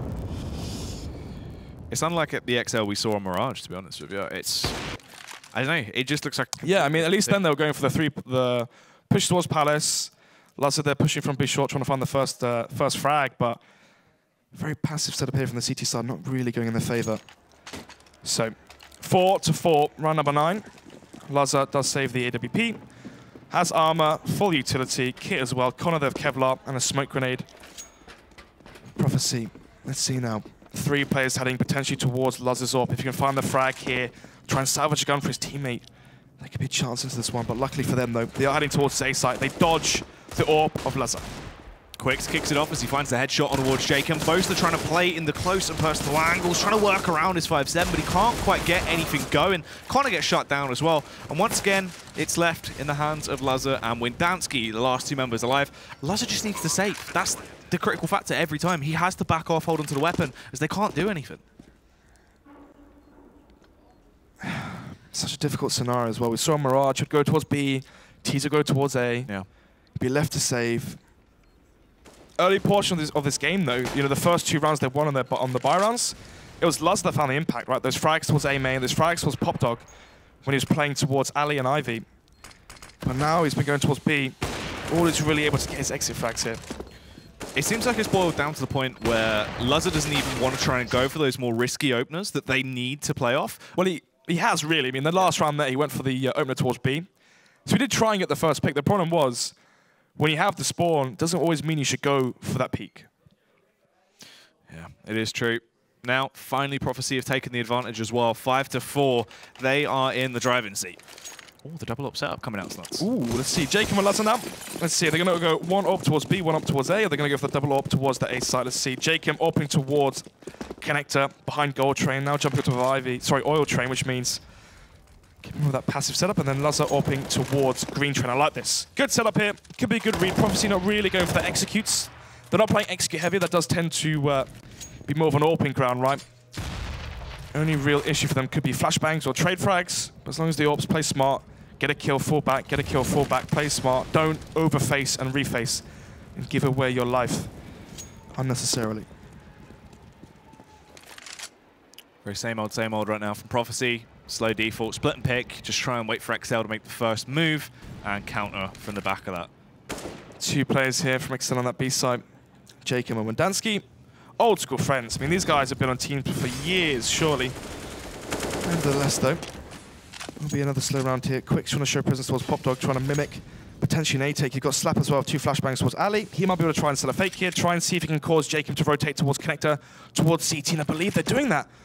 He's close towards connector now. Oh, Slap didn't find that frag, though. If he found the kill onto Connor, we could have been seeing an over-rotation, but Verdanski gets 2 frags. Oh, Verdanski in the elevated angle, the eye in the sky, rattling off bullets from above. Jacob as well, the headshot back on towards Quicks, and they do swiftly equalize. They're not going to let Prophecy expand on that early advantage. 5-5 now. Reset potential for the CT side now. Prophecy know if they win this round, break the money of the CTs, they can really build the momentum and get a strong lead into this first half on their unfavored T side. Can we see the money real quick, please, Keita? So on the CT side, yeah, it's 1,700. You're going to have, only person who's going to be able to bypass this one will be potentially Lazza, and both could get UMP and utility. So this is a very big round right now for Excel to win. They lose this, force into the force buy, could be seeing 7-5. Eco 8-5. Prophecy could be winning the half just based off of this one round. Lazza now holding towards pop from, believe that's sight, yeah. Bomb train, nice little angle here. If Prophecy flash though before they exit, Pop Dog might be able to avoid sudden death from orbs, from Lazza's orb. Angle is being covered, just a matter of time before they try and go for their play. Leaving the bomb behind the T-spawn as well, so they can quickly backtrack if they need to. Boaster aiding his teammate here as well over towards Ivy. A lot of noise has been made there. You can see the Seed of Doubt plant in their minds as well. He can rotate back off now, grab the bomb, and they can set themselves up for this correct take towards a bomb site. Boaster still paranoid about them coming from Ivy. Lazza though, seems like they're actually just going to drive face it, so he gets the first frag for free. Information there as well, but Kali trades back, takes down Connor, and Lazza could actually be taken down if they go on top of Red Train here, Snuds. Towards that default site. That's the AWP in the close range angle. Poster there will actually get no scope there by Calais. Lazza falls as well from Arch. 3 versus 2 now. Surely they can't go for the save. They're not going to. 2 versus 2 as bomb is planted. Kits, no smoke, no Molotov, just a flashbang there onto Verdanski and HE. Goes for the long rotation. I believe they've heard that as well. Slap is towards Red Train. He may have heard the flank coming in. You can see Collar as well. Perched to scope there towards team main. They know exactly where they're coming from, Jack. All they've got to do is just watch these angles as well. 2 angles to cover, 2 Ts left alive. Jacob trying to bait him out, but he baits them in, but at the wrong time. When Dansky wasn't in position, so Calais can strike as well, as of course he's just hunkered down, watching the angle. And that's such a shame. Lazza shaking his head that he knows exactly what happened. Elephant footing through the white halls there. Collar hears it. Purchases scope nicely for team main, and the round is near enough done. Jacob tries to go for the shot towards Connector as well, trying to bait out some attention, trying to make maybe force Collar to unscope, and that might be the window there for Verdanski to come with the flank, but nevertheless, there will be the reset there for Excel. And actually, they're going to force up into this one. I like this. You know, they could have forced 1 or 2 rifles potentially. They're going to go for the full save. This means another round where they're going to be able to build money. You can see the Mac 10 on Quicks. He knows that this is the round where they build up the bank and they can continuously buy for the rest of this first half. Not like this as well. Charges in deep through A2, gets 2 shots off with the Mac 10. That extra cash roll coming into his back pocket. And it is just Jacob as the last man left standing. Miles out of position as well. He has got a deagle. Potentially, he can find 1 kill, maybe scavenge a weapon, but it's all ifs and buts at this point, Snuds. Can you bring that scoreboard back up again for me, Keita? So look at this, right? Look at the momentum as soon as we hit the buy rounds. 5 in a row for Prophecy. They lose 1 in that close affair. And then suddenly they get reset. And they're going to win a second one here as well. 7-5. Prophecy 1 off winning the half on the T side. Look at the amount of bomb plants as well. Even in rounds they did actually lose. Yeah, 3 bomb plants, and then we see the 3 actually in their T side as well. Imagine as well if Quicks had peaked when Verdanski's in that 1 versus 1. Oh, yeah. I mean, this could have been a 9-3 scoreline right now in favor of Prophecy on their T side. Nevertheless, though, round number 13. Orp onto Lazza. CZ on Connor. He's really been taking the hit, and he's one of the star players. I mean, I believe it's like Lazza, Connor as your star players, but Connor constantly taking the hit in terms of firepower on these buy rounds. Connor trying to get a bit aggressive here, has the confidence, trying to find that opening frag for the T side. Once again, though, it's going to be Jacob and Verdanski towards his B side. Jacob, the IGL and captain, being the rotate player. Usually he is the AWPer, but nowadays you are seeing the IGL take that role, able to position himself potentially better than the AWPer on the team. Still, though, firepower, utility as well. Look at the nades on Excel. 3 smokes, couple of flashbangs, no mollies. 1 kit on Connor. I mean, where's Connor playing? He's playing towards Ali. If they go towards B, if Connor dies towards Ali or Green Train and the kit isn't salvageable, This could easily be a very dominating half here from Prophecy on the second map. Bomb left out right now, over towards A. They can just play from T spawn. Quicks and Co making a little bit of noise towards B. There are 2 players close by. I mean, Windansky and Jacob have looked good on their defense towards B, but it's not been that consistent. It definitely hasn't been. Seeing our bomb. Arch, Quicks. Colo as well towards his B side. Who's number 9? It's Khaled trying to sell a fake towards A, and actually might be able to get the backstab. Burst the finds that frag towards connected. Jacob doesn't quite get a frag there. The pistol for Colo finds that frag, and already they have the B site. Smoke, Molotov comes off towards connector. Both seems to find a frag hit quick, otherwise this could be 8-5. Trying to fight through the fire and flames. We'll get an awful lot of tags out, but no frags going his way just yet. Luzza, luckily enough, trades back on towards Quicks, leaves him in a 2 versus 2. They have the health advantage. They just need to play together. There is the Molotov on Kolor, but he's trapped down on the site. He's not in a prime time angle, and he dies. This is a huge play now. Left in a 2 versus 1 against Slap. No Molotov. He just has to play off audio cues, try and peek at the right time when they're on the defuse. Luzza just needed to cover Connor, but Connor comes off the bomb, rattles off the shots, takes him down, gives XL another round, another fighting chance, and saves That's a 3K with a CZ. Yeah. Yeah, I mean, I mentioned it before, he is one of the star players. You're taking away firepower from Connor. I mean, come on, Jacob, potentially Windansky, so he's a support player now. Someone take the hit for Connor. He's 10-8. I mean, it's Luzza really firing on the cylinders of 16 frags and 8 deaths. Connor and Luzza leading the charge in terms of frags on the board. 6-7, 6 rounds simply isn't enough. This needs to be an 8-7.5. They need to win that second pistol as well. For chance to even win this for chance to even go 1-1, Jack, they need to win 4 pistols. Absolutely insane stuff right now. Great opener as well, though, for XL. They do take down Kolor, and that is a huge impact frag to come in early into the round. It is indeed. Kala playing rather passive towards team main. Cole obviously went aggressive. Luzza found that frag onto him. Jacob now once again pushing with this UMP. Does find the frag this time. Second time lucky has some information. 2-man advantage as well. This should be 7-7. Unless something crazy happens. No AWP into play now. Slap, Arch and Quicks. Easy pickings right now as Connor is able to find the kill back on towards Slap as well. Goes for the contact play through the smoke, but he had the drop on him. There's always that potential for him to go for this double AWP setup as well if they win this round, because Jacob's still sitting by the dropped AWP of Kolor. Luzza will pick off Quicks very swiftly. They're trying to rattle back. No reason for Luzza really to peek into this one now as Arch is so low. They know he's coming towards this B site. What's important as well is the money is low for the CT side. Each frag Arch finds, look at that, 0 to 1,200. So they're gonna get the 3,000. They can be dropped, but Arch could potentially do some economical damage. Try and force him onto a UMP into the final round, but I believe he'll need 2 or 3 kills, and he won't even get 1 as we go to 7-7. Nevertheless, though, you can't really be too disheartened if you are Prophecy right now. 7 rounds on your T side after losing the pistol. So far, so good for them. The pressure's really on XL. They need to get this 8th round. They need to win the pistol, 11-7. On that T side, have the big buffer, allow themselves to make mistakes on that T side. Then they're in a real chance. You Prophecy take this one, and it goes 11-7 in their favor on the CT side. The way Collar's been playing as well with the AWP, you really have to be favoring Prophecy into this one. That's the thing. That CT side AWP on Kolor is going to be absolutely insane. Connor kicks it off, though, as he takes down Cali into the round. Boaster so blind, he can't really actually aid his teammates. Jacob here trying to work with Connor. Connor will eventually fall, but Jacob's able to get the swift trade back as they go blow for blow. Boaster finally comes into the fold as well, as he will nick the head clean off of Arch. And it's just on Quicks. He's trying to get in that backline, play through A1, just do something here, Snuds. Has no head armor as well. 1 headshot from the M4s from the CT side will take him down. Actually, it's a headshot from an AK, so it doesn't really make too much of a difference. 8-7, that's a much needed 8th round there. XL barely winning that CT side. Now then, going into the second half, we've touched on it, we sort of foreshadowed it a little bit, but the idea is with Kolar, it's scary. That AWP, that can come out very swiftly. If they get the opening pistol, we're looking at the AWP coming into play straight away. That's the thing, right? The opening pistol is so important because XL have won 3 out of 3 pistols so far. Yeah.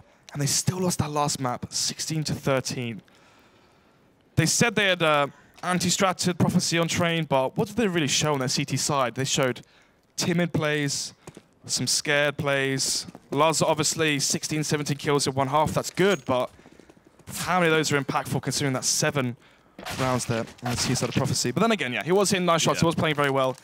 Boaster, Jacob having rather quiet games. I mean, Jacob as well going for some CT aggression with the UMPs, with their lack of firepower, tends to either steal the round in his favor or steal the round in the enemy's favor, right? He's pushing in a 5 versus 4, and if he dies, it makes it to a 5 versus 3. The round's near enough done. Yeah, it was very odd. I mean, coming into this straight away off the back of the pistol round, as you're saying, XL need to lock it down, need to give himself a big fighting chance. Heavy investment in utility here as well. So, 3 sets of Kevlar on this T side. Jacob now, the smoke molly. That might be mirroring the strat we saw from Prophecy. Let's see what read they have. Do they anticipate it to be a 4-man stack towards this A site? Bomb going fast through Pop Dog. Quicks towards that site. Should be able to find frags here. Eternally blind on the site as constant flashbangs do daze him. They go for the straight commit on the plant as well. Actually come off it as they realize he is just on top of Bomb Train.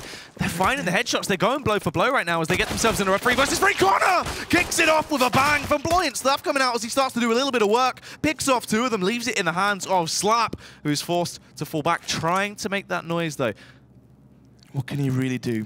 They know exactly where he is towards Pop Dog. Bomb is drop there towards Electric. Does have sight of if he peeks. Spots out Wendansky. Goes for the face. They know exactly where he is, though. Jacob and Wendansky both have no armor, so if he goes for the body shots and the tags, there's a chance here.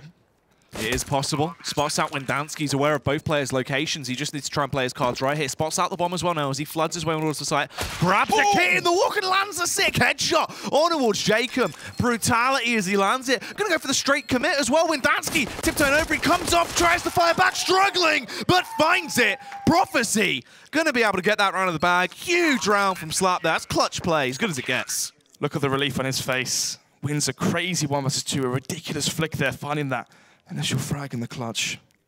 Pistols finally going 1-to-1. This is where you usually do see a fair game. XL, almost stat padding in terms of rounds because they've won 3 out of 4 pistols here. In fact, it's been a far more one-sided affair for Prophecy. As Slap went for the stick, tried to do Wendansky, but the fact he had no armor as well, the body shots came in, eventually landed the headshot, and we do see an 8-to-8 scoreline. XL, they did get the bomb down, so they're going for the full eco here. 3 smoke grenades, could be an execute towards A if they get another bomb plant as well. Extra utility, potentially an AWP as well onto Lazar. He's only got that PT-50, but he might have to go for an AWP, no Kevlar into this next round. And the question is, what's the game plan here for XL on the T side? Are they going to play off Lazar's AWP, try and find frags? Are they going to play execute heavy? Are they going to play map control heavy? Take control of Pop Dog, take control of Ali, take control of A main or just hold on to it. Take control of B halls, have control of the map, split towards A, execute towards B, or are they just going to try and rely off the individual skill of players like Connor, players like Lazar? Smoke going to go over from JKM there. Block off that line of sight over towards Bomb Train. See if they can slip their way in. They do charge out early. Quicks, though, playing on Bomb Train once again. Just able to find easy frags. Getting those UMP kills. Gets the 3rd as well towards Jacob. So much cash there. 9-8. Very clean run there from the CT side. 5 players staying alive, which means no one needing to be dropped. No one needs to rebuy. Just a bit of utility, that's all. So Scout kept for Collar as well. No AWP for him. Are we seeing a double eco? So that could really answer my question, right? I said, how important is the AWP for Lazar on the T-side train? They could have full bought into this, well, not full bought, gone for AK, Kevlar, smoke, double flash, smoke Molotov, whatnot. They've gone for the double save here, relying on the impact that Lazar's AWP should be delivering into these T rounds. But this is another round where Prophecy can gain so much money on their CT side. So valuable to have a big bank there. 10-8 should be the scoreline here. Double digits already for Prophecy. And XL, they put so much pressure onto Lazar, so much pressure on that AWP, and so much pressure onto this next buy round. The T's right now. Just creeping themselves up, trying to go for the slow play. No one actually going to take drop-down control, Pop Dog control here, but Boaster is just watching in case the flank comes in. Quick's just playing off the back of time, and if he hears him go for that all-out push, trying to get the opening frag, but the Goose has been given away. He has indeed. Does he know this eco just yet? I don't think he spotted out the gun there. Prophecy still playing like they're playing versus the full buy. Expecting an AWP here. Expecting AKs. Instead, though, luckily for them, it's just Tech 9s. Light utility. Probably going to be the execute towards there. You can see as well, those smokes from spawn. That's going to be a smoke towards electric, smoke towards connector. Smoke off the site, go off the plant, get an extra $800, and have a full big buy into this next buy round. Smoke's coming in. That slower style of CS once again going to end in the fast burst towards the A bomb site. Quicks, is he going to repeat history as per usual and just find a ridiculous buffet of frags towards the A bomb site? Of course he can, through the smokes as well. He is dispatching everyone that comes his way. Luzza will find one frag, but that's going to be short-lived to get shut down. Quicks, so much money off the back of this UMP. It's been a huge investment for him. Yep, into both rounds as well, finding multiple frags. Collar does full, which means we should be seeing him buy up the AWP into this next round, round number 19. 10-8 in favor of Prophecy. The money as well, 3, and the money isn't doing as well as I thought. They have 7,000 onto Quicks. They will be saving over these SMGs and the FAMASs. If they win this round, you're going to see 10,000 on a few players on that CT side, and at that point, the money is going to be so strong they can continuously buy. They can apply so much pressure to that T economy, to the terrorists on that T side. Lars is up, the aforementioned AWP that they saved for. On the flip side, it's going to be Collar getting aggressive. Actually finds the AWP on Luzza. The double eco now nearly worthless as the AWP is out of the hands of the primary AWPer for this T side. Yeah, no trade potential at all there. I mean, Windansky couldn't really peek. He might have been able to run the risk, but it just wasn't worth it. Boaster can scavenge the AWP at least, but it's not really what you want in this situation. Yeah, in an ideal world, it'd go straight back to Jacob. Obviously, the secondary AWPer for this T side. Slap was tagged up a little bit. Smoke's coming towards B, but it's just a fake. Quicks as well towards Pop. If he gets his frag here onto Jacob, turns into a 5 versus 3. Prophecy should be able to win this round carrying forward this SMG, so the money will be massive. So much pressure right now to excel into this round. This is a key one. They lose this onto the quasi-buy. Then from there, potentially an eco. Connor finds a frag towards B, gets the entry, but goes for the flashbang, has his knife out. Shows his arse there towards the CT side, towards Connector. And actually, Arch there will find that frag after tagging Connor up. We do see a 2-man advantage already for the CT side. 30 seconds left. The bomb is planted. A little bit of cash. But let's see what they can do. I can hear them shouting across the room. Boaster trying to bait them in with a bomb plant. They're not going to push through their own smoke though, but is he aware of Kolor getting a little bit aggressive? Has he got the strength to go for the face? Did have the confidence, plays through it. It's all on Windansky now. AWP in his hands. Windansky, unfortunately, far too many angles to focus on and not enough pairs of eyes. He will be punished by Cali. And Epsilon come back in. Sorry, Prophecy. Epsilon, that's the first game, mate. Yeah. On the ball. No. Nevertheless, right, obviously you bring forward the UMP, Quicks as well. Being able to drop that UMP over, picks up an M4. You're saving rifles, you're salvaging rifles, you're keeping the low economy buy, and it's been successful, which means the money is going to be so strong for our Prophecy. Excel are going to need, what, 2 to 3 rounds? And the problem is, they're winning rounds, but they're going to be playing versus 4 buys each and every time, which means we should be seeing 2 versus 2s, 2 versus 1s, which again means Excel are going to be potentially prone to being reset if they do win the next buy round. Connor, though, into the present. Finds that frag onto Connor, as we see a 1-man advantage, 1 minute 35 on the clock as well. Quasi buy here, again, Tech 9, smoke grenades. Jake as well, near enough to death there. Let's call up with that shot there. Tees already getting their hands forced into the play into this round as they can't really go for what they wanted to. No aggressive style of CS coming out with these Tech 9s. They want to just go for that more run and gun style burst play. They do have the smokes, but most likely once again we see the split push towards A. Yep. And what have we seen every time? What's going to happen? They're going to get the bomb down, that's about it. You need rounds at this point. Round 20. You're into the latter portion of the game, of the second half. You need rounds on the board. You need 10, 11, 12 and whatnot. Instead, there's going to be Prophecy potentially get to 12. Bomb is planted, 3 versus 5. Who knows, there could be a chance. So awkward right now. A flurry of bullets coming out from every side. Everyone just shooting which way. And Quicks will take down the last training member. Windansky hits the deck, and that's all they're going to get.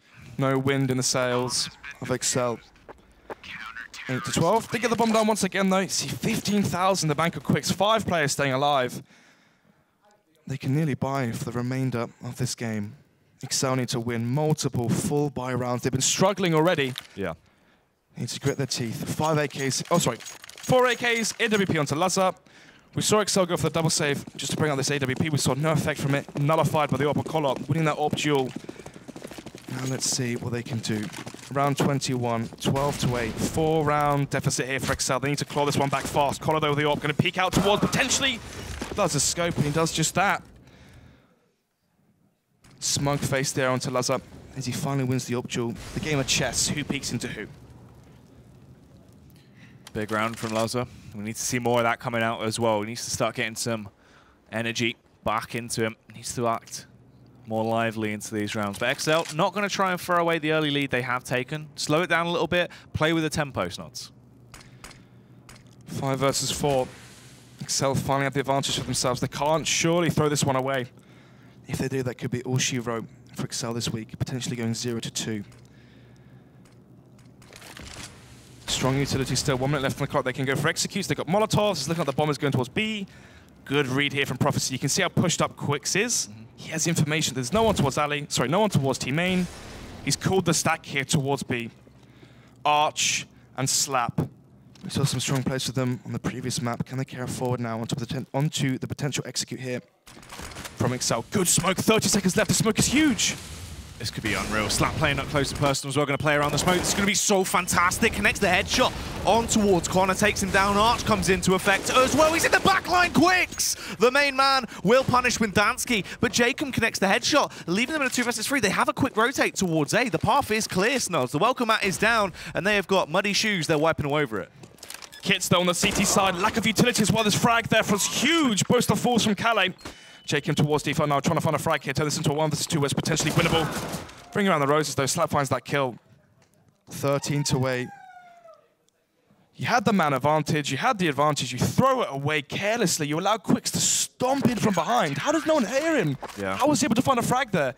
If they get the kill onto Quicks, that's a 3 versus 3. That's definitely winnable. You would have had Lazar's op still in play. I believe it was Lazar that fell there. Well, not fell, but died there from the flank from Quicks. I mean, imagine if you had the op that holding that CT old bomb position. Color definitely would be able to find that frag onto Boaster. Could have easily been seeing 9-12. A potential for XL. Instead, they're forced onto a tactical pause. Lazar, head in his hands. Trying to work out what on earth he can do, trying to give suggestions, but what can you really do, right? The skill is so high on this Prophecy lineup. They're very good at playing loose. They're very good in the mid-rounds as well. They have good communications. They play good after plants. Sorry, good retakes. Very difficult for themselves here.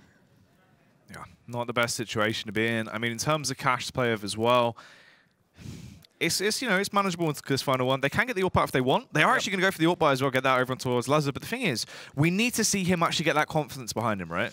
Yeah, I mean, look at the kills as well. Boaster 6-16, Jacob 9-19.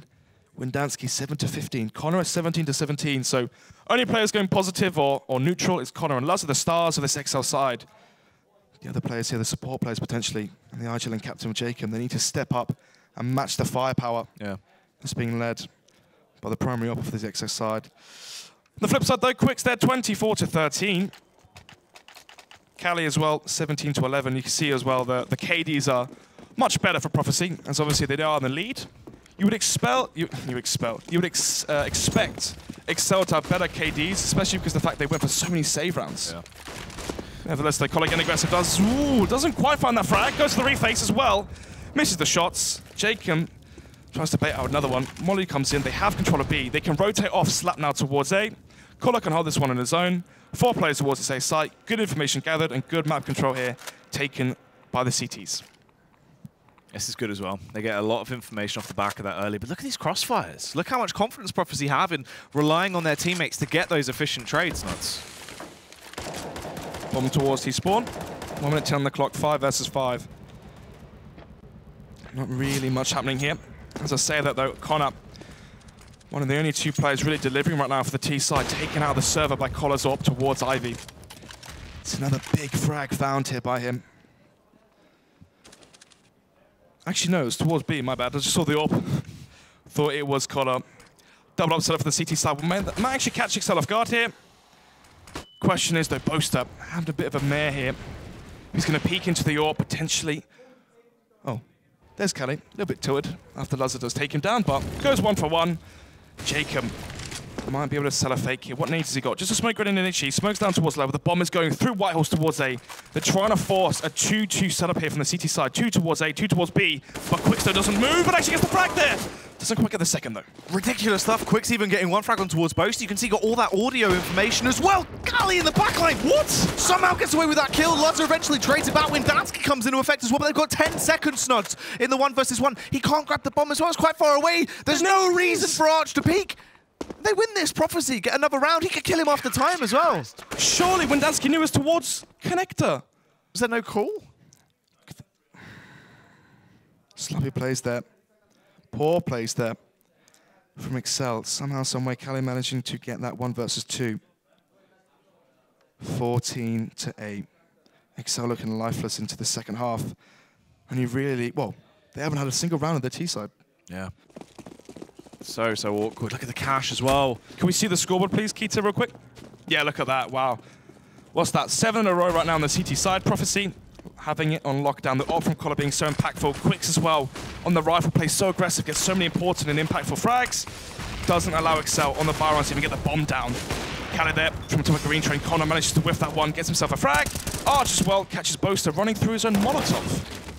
Very questionable plays coming out right now. A little bit more aggression on display from XL as they do want to try and dispatch the opposition. Jacob will take the head, clean off one man. Kolar also falls to the AWP of Lazar, left in a 2 versus 2. And they're backing off. They are going to backtrack through. They play around the clock. They know they've got 1 minute 10 still to work with here. Why not play to their favor? Kits, full utility on the Prophecy side. They're going to be marching towards Ivy, changing up their style or their idea of attack. Arch rotating in towards the back lines of B. Slap still towards Popdog, as to anticipate that they are going white holes towards B. You can see wary that they're going to come behind him. Instead, though, good play here. Once again, it's Jacob and Lazar, the dynamic duo. Left alive to try and clutch this one for the side. It was a 3 versus 2 in favor of Prophecy. Can they get themselves another 2 versus 3 on the board? We saw multiple of Mirage. But is it consistent, right? Is it doable again? That's the question here. Excel, if they win this round here and get reset, that could spell the end. Nevertheless, they left. What on earth? I think the nerves are showing. As Lazar just shoots Jacob right in the back. That could have been a lot worse than it was as well. It's so lucky he didn't actually take him down, just nicks him a little bit. The peaks come through, does punish Arch, but it's all left on Slap, the man that has been living up to his name and absolutely whooping the opposition. Let's see what he can do, though. Caught off guard, confused by the location of Jacob. Even though that round could have been very awkward, they do pull it out. Lazar, you can see frustration all over him. Yep. Nerves slowly surfacing here. 9-14, round 24. 2 players staying alive for the T side. That money won't be too strong. Prophecy, if they reset them here, that should be it. They're going to be on match point. Excel will need 6. They're going to have no money as well. Broke. We've seen how poor their Tech 9 executes have been towards this A site. Trying to get the bomb down, but the afterplants have been so weak. Nevertheless, though, a very good 2 versus 3 there from, once again, Jacob and Lazar. So, 5 versus 5. 1 AWP this time onto Colo. No AWP there for Calais towards Green Train. We saw some big success there from him. Lazar trying to counter that AWP there from Calais. We saw him peeking towards Ivy constantly, but this time instead, he's going to be on that M4. He's been playing far more passive. Colo holding towards a main. Quick's pushed up as well. Good, strong setup here from Prophecy on their CT side. Colo as well can hold towards Popdog. Have an aggressive angle. Could smoke off towards team main, but he might want to save this one just for a little bit longer. Oh, so this smoke here, right? He smokes the front of team main to try and fool the T's to think that there's no one in team main. Will it pay off though? Will Quicks be able to catch Boaster off guard here? Boaster up. Seeming like he's aware of the possible shenanigans that could be afoot as he just holds the angle, hoping someone is going to play around the smoke, but is slowly edging ever closer. That's the bomb as well. So if Boaster goes down here, Snods, it's so, so massive. It is indeed. Quick's playing that close angle once again. Going to be falling back though. Going to be going for the execute. Quick should be able to hear most of it though. That's the problem. He peeks out, gets one frag, goes for the second spray, but doesn't quite get it. When Dynasty gets a fast reply frag there, but does get tagged up a little bit. He spotted bomb. He spotted them lining up their smokes. They're forced to go towards A. The CTs know exactly what's going on, but for some reason, Arch thinks differently and he's rotated towards B. Collar there whiffs a shot, and Jacob finds that frag. Collar going down is actually so vital into the round as well, but Arch getting overpowered makes it even easier for the side of XL right now that have site control. They can get the bomb planted. The retake's going to be awkward as they're just getting punished, slapped, forced to retreat, has to run out of there. 10-14, potentially looking doable. What's the money looking like, Keita? So, they won 7 in a row. Some players at 14,000. Constant drops though. Close round, 2 versus 2s. 1 versus 2s. And now, their money is fairly low. Do they go for the force buy? XL winning 2 in a row. I believe they should eco this one, though. Slap going to be saving the M4 here. Should be anyway. Saves that M4 over into the next round. 10-14. Try and get aggressive, maybe get a flashbang up towards upper B. Try and make it 5 versus 4 and play off the numbers. If they can't do that, just, take the round on the chin, make it 14-11, and you've still got yourself, what, 3 potential buy round chances to close it out, 16-2, whatever Excel may be at. Prophecy into this one. Just going to go for the light pistol buy. They have armor as well. 2 CZs, 2 P250s. Yep. I wouldn't actually count them out in some of those angles. I mean, Quicks, if we see that control towards Pop Dog, could be huge. What's important as well is Collar on the PT50, going to be saving up for the AWP. He's been so dominant with so far into this map. Slap there. With the M4, gets aggressive. I mentioned he should show some aggression, try and find an early frag, the entry for his team. And then from there, they can try to play off the numbers. Kala here baiting for Arch towards the electric box. Lost with the AWP. Trying to see if we can find the frag there towards the alley players, but instead they are playing nice and passive. They're waiting for Excel to make the mistake to push into the crosshair, potentially their stack. Bomb towards Pop Dog, and a push it towards teammate. Boaster gets the opening frag, takes the head clean off of Quicks, but there's the response from Kali, takes him down, and is going to grab that AK to play with. Arch! They clear the angle, nearly finds a frag with Dansky barely staying alive. Green around the gills, he's left on 2 HP, limping away from Ivy, but Kolor comes into effect as well. The rifles they scavenge are so critical of the round as he rips his way for everyone. Such confusion on the faces of the players in XL. Look how dumbfounded Lazar was there. Had no idea the flank was coming in from behind, and now Prophecy have the advantage. Connor on 11 HP. We've seen him step up so far on the T side. Really one of the only people able to fire back and win duels versus the Prophecy lineup. He's so disadvantaged though. Smoke, Molotov, bomb, 11 HP, 40 seconds on the clock. Colo, P250, no armor. Somehow, some way, found himself 2 frags. Star of the show along with Quicks as well. It's going to be Slap as well, joining Colo with the aforementioned AWP. Slap's making a lot of noise here, though, just going up and down the ladder. Connor will spot him out. Slap's seen him. Oh, this is awkward charges. Gets himself on the high ground. Slap's seen a little bit disorientated about the location. Connor just firing off those pot shots. Knows he has to try and get that bomb planted soon. It's not. One bullet will take him down, though. Goes for the ladder shot. Does for Connor. And the 1 versus 1 bomb is planted. Collar's the AWP, though. Is he going to use it? He has no armor. One body shot could be the win here. Brextown actually go past each other through the smoke, though. Collar will find that frag. A 3K for him. Brilliant play there. Hear the screaming from the players in the background. Ric Flair's in the studio. Exactly that. I mean, what Slap did there was so good. He was playing for information. He spots out Connor. He bought so much time for that rotation to come in. It's what allowed such an easy trade frag there from Colo, as he was so close because his teammate bought him so much time. 15-10. Match point now for Prophecy. Buy though, let's see. Connor, lucky utility, but apart from that, it's going to be a strong buy. AWP onto Lazar. AK's full self-utility across the board. On the flip side as well, AWP onto Colo once again. Lazar here, trying to see if he can win this game of chess in the AWP versus AWP duel, but unfortunately for him, no one really facing towards his AWP just yet. Passive plays here towards the B site as we see Arch and Slap here. Once again, 2-3 setup from that CT side. Collar playing aggressive, trying to find that first frag and information towards team main. Slap here as well, peeks out maybe. Might get the drop on Connor here. Holding the angle. Connor will bait him in. Now he can try and hold. If Slap plays into his hands, would have been able to get the frag, but he plays it smart. Backs off, and he's just going to hold from the site. Exactly, doesn't get overzealous there, has the information. Spots Connor out, just Connor there. Doesn't see the bomb, doesn't see anything out, doesn't see any other players on this T side, but it's looking like it will be the B site execute here from Excel. They have the mollies, the smokes, smoke off towards lower ramp, smoke off between the trains, get the bomb down, push towards the back line. It's so important on your T side, on the B bomb side, to have control of connector. If you don't have control of connector, you can't cut off those rotations from the CT side. They can just mow you down and AWP you from far away. Getting themselves ready now.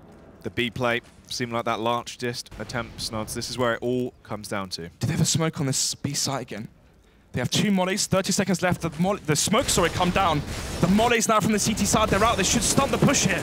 Let's see though, Connor kicks it off, but the Molotovs are coming in massively. They can't push through it. They're getting too low as well. Both are only on 4 HP. They have dropped the bomb as well, just at the bottom of ramp. This is awkward. They have to commit to it when they take their push through. Slap actually gets beaten, but Quicks is too powerful. 9 seconds left on the clock. This looks like it is going to be the end. The penultimate round being claimed by Prophecy, you'd imagine. Jacob finds one, but it isn't enough. Prophecy pick it up. They absolutely absolutely dominate here against XL, and they take the 2-0.